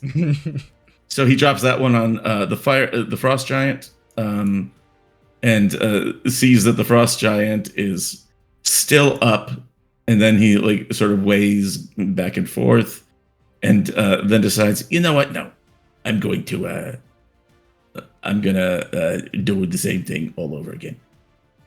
I can't do it this time. Hold on. Oh, it canceled it out because I was using the reagents on it instead. Alchemist's fire. Let me see if I can do it again. Oh, I see it grazed it out for me after I used it the first time. Yeah. There's that. I don't know why I did that. Because it says you have 0. Hold on. Oh, okay. Quick alchemy. All right. I'll teach you how to do it in the background. Teach me how to do it in the break. Yeah, I gave you it. Here we go. At the hag. Okay. Woo! 32. 32. Even with the multiple attack penalty, that's gonna hit. Nice. Go ahead and roll some damage. damage. Some fire, Scarecrow? Okay, so she takes full damage. Quotes a movie that does not exist. And then the fire giant splash takes back splash on damage, which is gonna fucking cause the weakness to hit again. Mm-hmm. And they both get persistent too. Mm-hmm. You hold out your hands, and internally in your arms is an instantaneous combustion machine where it's mixing chemicals. And so like a little hatch opens up and a small, large. I call it my laboratory. Yeah. And then it's my laboratory. Throw them and you just see two small explosions hit Mhm. off, and both of them are now like wreathed in flames. That's gonna. And Carl bring is us- just laughing. Oh God. Oh, do you guys remember when they told us to turn back or die? Look where we are now. We've come so far. Look at us. All right. That's gonna bring us to the Zofia. Right. Man, that hag is just not in a good place, I feel. So temporary hit points go away. I think she's going to re-up shield. Okay. And then she's going to take 2 swings with Torag's sensor All right. against the hag. First shot. Ooh, that's quite nice. Oh shit. That's gonna hit. Go ahead and roll some damage. Okay. God, more fire damage. Mhm. It's 25 points of damage to her. Yeah. And second hit. Let's see if this does anything. Ooh, It's gonna hit. Go ahead and roll damage again. Ooh, that's a big one. 27 points of death. She looked relatively okay at the start of your turn, and now she looks not nearly as okay anymore, as they are now near death. yeah, like after she tries casting that spell and she shrugs it off, Sophia looks at the hag and goes, "My will is made of iron, little hag. Can your spine say the same?" Oh, Yeah. shit. Spies say the same. Is that the end of your turn? Yep. Yep, shield, 2 strikes. So we're against the Sage. I'm gonna hold both of my guns up point blank in Ari's face. Do you trust me? Of course. I'm gonna I'm gonna shoot Ari twice. First with the pepper box with the life shot.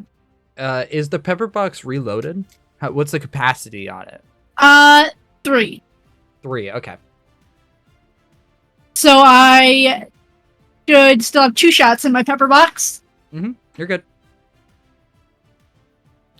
Go ahead, shoot your friend. 30. It's gonna hit.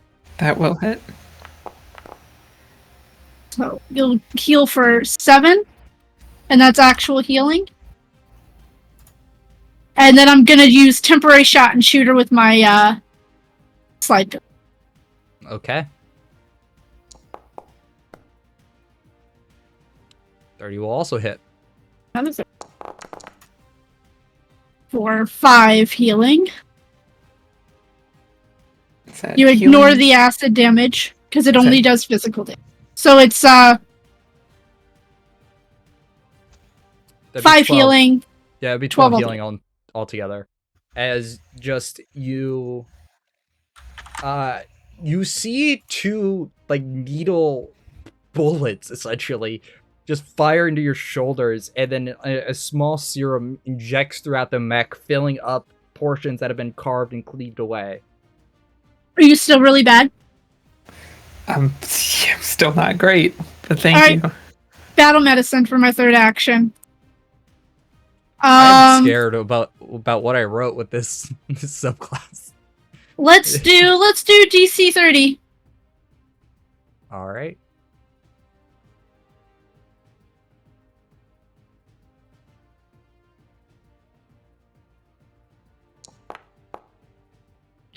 $28.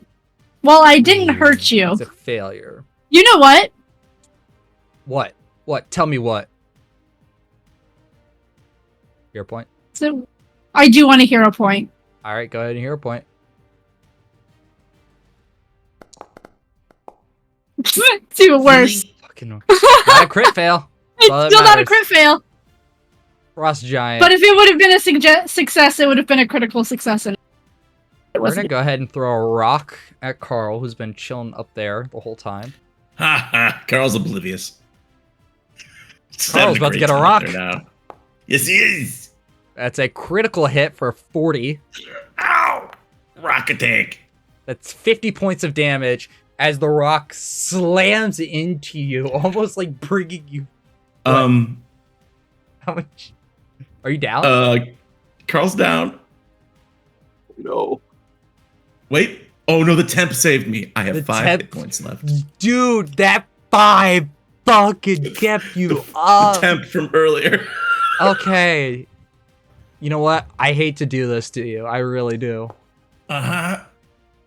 Ouch, that also hits. No, hold on. But Nope. I'm wrong. Ignore that. I ignore it. It would have been 1 to. I would have had a 1 to pull out. Wait, throw a rock. Oh nope, never mind. Never mind. We're good. You're gonna keep the 30. We're gonna. Great, terrific, great. And now you go down as the secondary. You get hit by the first rock, and you fall about like 5. Well, in this case, it would be about 50 feet. You fall Yep. 50 feet, like barely keeping it up, as the second rock hits you right in the head in the control center, and you free fall down. How You are much now do you at- go down by? A lot. Oh. That would be 15. Okay. Yeah, would be 15 down. below. I might 15? actually. Well, That's just out of my ability to help you. I'm sorry. I might actually have something for that. Oh shit. Or is it for Clerics. dying? Let me double check. You can reduce it. I can reduce it the rest of the way. Are we really Never gonna mind. negate a rock? Guys, it was a really cool rock. I was proud of that rock. It's a really cool rock. Okay, Never mind. Sigma. If it was 11, I could have Proceed. saved you. Okay, so you're here. You just fall right down. He's just laughing and ha ha ha, and then thwomp. Alright, you are going to be at dying 2 because you have taken extra damage from the fall damage. That would come after that. 'Cause you were Right on, 30. love it. That would have been an additional 20. No. 22. It would have been another 13 points of damage. Yeah, you're at dying 2. That's basically the point. I love being at dying too. That's great. Great. You also know what I love? Axes cream. at dragons. Come on. We got this. I didn't think I was going to hit. Just hits. 27 points of damage. This is a new, new round. It is a new round. You have taken your turn. You do have your reaction. Yeah, so Ari's reaction, I will reduce that by 10. Okay. So it's 17 points of damage. And the shield projectionist reaction is the only thing that's kept me alive. Oh, fuck. I forgot I take the fucking fire damage. All right. Hold on. Yeah, that's 2 right. fire. And then roll a recovery check. Not good enough. Crit fail. All right. We're keeping fire on. Even in Yeah. fucking Keep that dying, fire Carl's burning. being a dick. All right. Ari. Yeah. I'm pretty mad that it keeps swinging at Riva. It's doing its best, all right? Yeah. Again, twisting that. I'm going to act together, and again, twisting that bracelet. I'm going to boost. I'm going to boost Riva. All right. Still. Oh yeah. Hold on. Let me do the whole cast the chat thingy, and I'll throw it on. Oh yeah, sorry. You're good. There we go. Boost Eidolon. Eidolon has been boosted. And then, as Riva's part of that act together, is going to Draconic Frenzy. Ooh. Give it to me. She roars, and it sounds like multiple screeches of different frequencies layered on top of each other. Fuck And yeah. she swings her tail and slams it down on the hag to begin.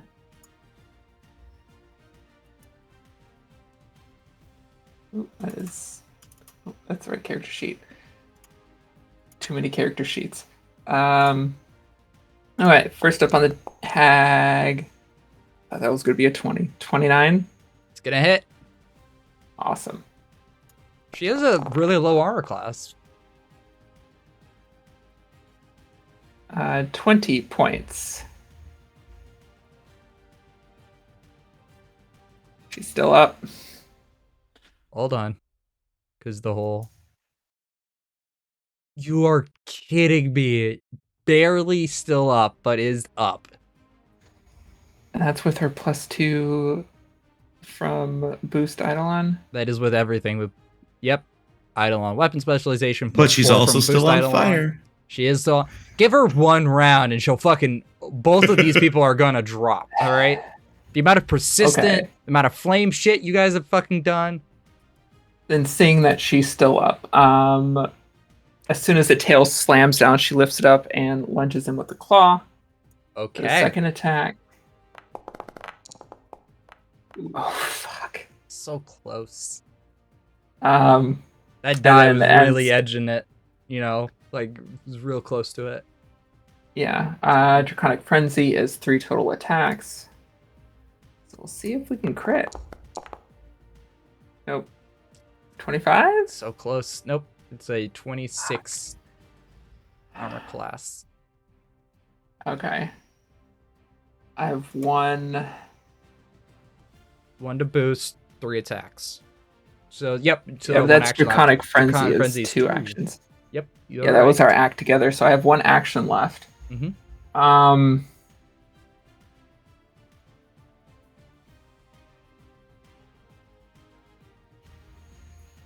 Shit.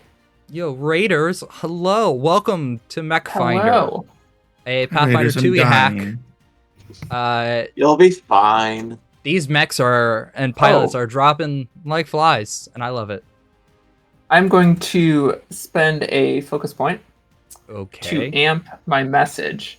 And I'm going to do that to Zofia.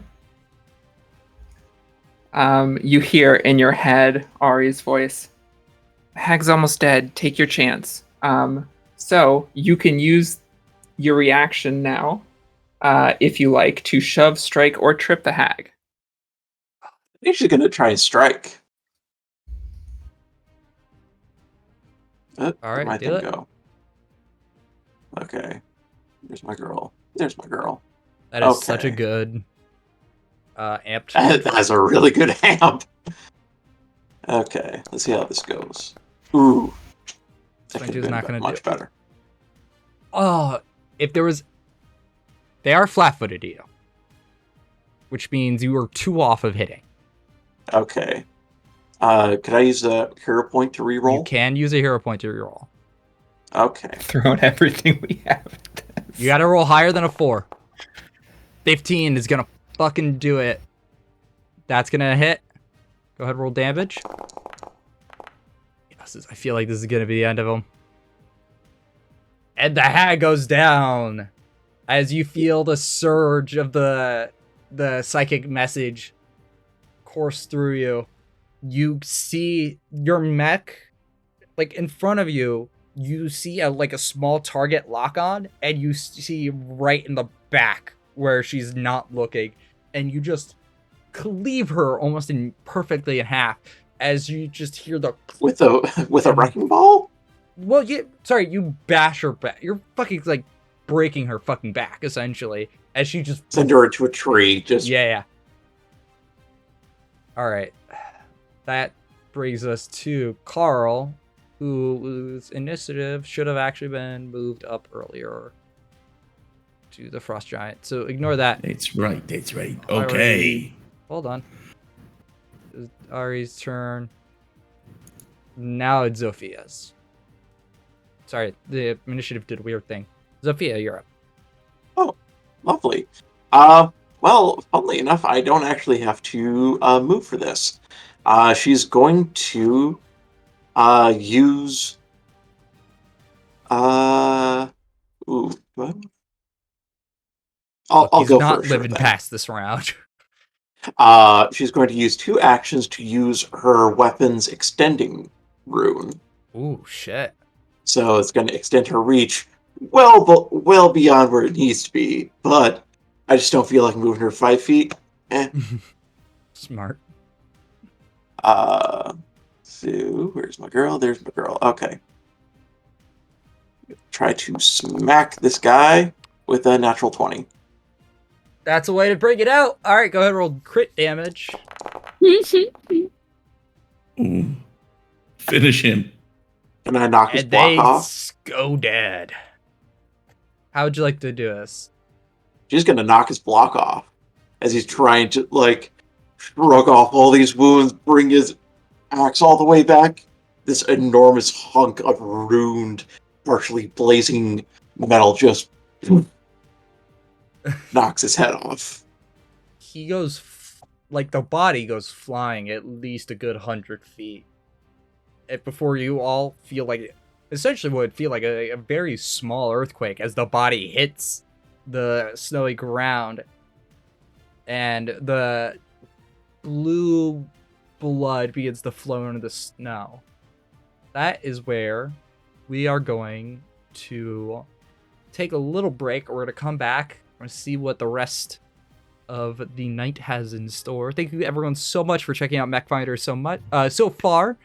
We'll be back in 5 to 10 minutes. In the meantime, go to bit.ly/Mechfinder demo if you want to learn about Mechfinder and all the cool things it has to offer for a teaser demo. Not everything. You're not going to find these archetypes in here quite yet. I was told to keep some cards to my sleeve. And with that, we will be right back. Bye. Radiological fallout. People living around potential targets such as military bases and chemical plants. In a universe where magic and machines combine to create the ultimate mechanized warfare, dragons roam the stars and the undead spread like a virus. Using your mech, you defend the citizens of your galaxy from this reawakened evil and seek out new allies in unexplored territories. Technology has come a long way in the last 100 years. Once, pilots actually had to pull levers and hit buttons in the correct order to operate their mechs. Now, with synchronization, the mind, body, and soul are integrated into their mech, allowing for quicker actions in real time. As we've developed this new technology, our enemies have been creating mechs of their own. Fueled by corruption and evil, many fiends have built machines that run on the corrupted souls of others. The souls of pilots, of those who have died in their mechs, sometimes get trapped inside, creating a vessel for the undead. Meanwhile, Celestials have managed to steal plans from the fiends, allowing them to build divine mechs to protect themselves from the harsh and brutal powers of corruption. Before long, animals and beasts started to feed on radiation and other wastes produced by this new technology and the processes required to create it, causing them to become mutated and grow into abominations of their own, a challenge for even the savviest of mech pilots. The kaiju of the land are also fed, growing into terrors so large and powerful that mechs are helpless against them. As such, we outfitted our ships with the ability to create portals to other planes and worlds, taking to the stars. I dreamed that we would find peace in the great beyond. Now, I know how wrong I was. May the gods have mercy on our souls.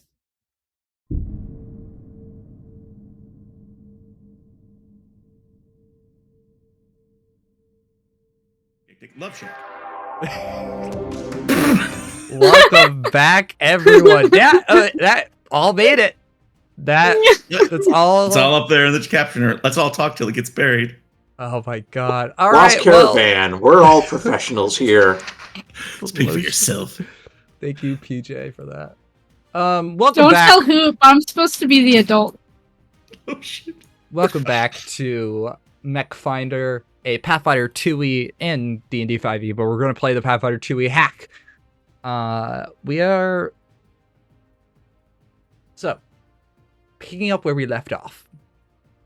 I'm dying. 2 hours go by. You are no longer dying. You all Hooray. managed to, using your various resources, heal each other up to maximum. Your dragon, sadly, loses its size. Just fine. But you continue on. Can someone make me a perception, survival, or society? Perception being the hardest one to hit here. I mean, Perception I is could do DC society. 30. Society is What's 28. your bonus for that? For society, 16. Oh, higher than mine. You said it's a DC 28. Yes, for society. Let's see what happens. 26. Thank you, Oh. Foundry, for continuing to fuck me.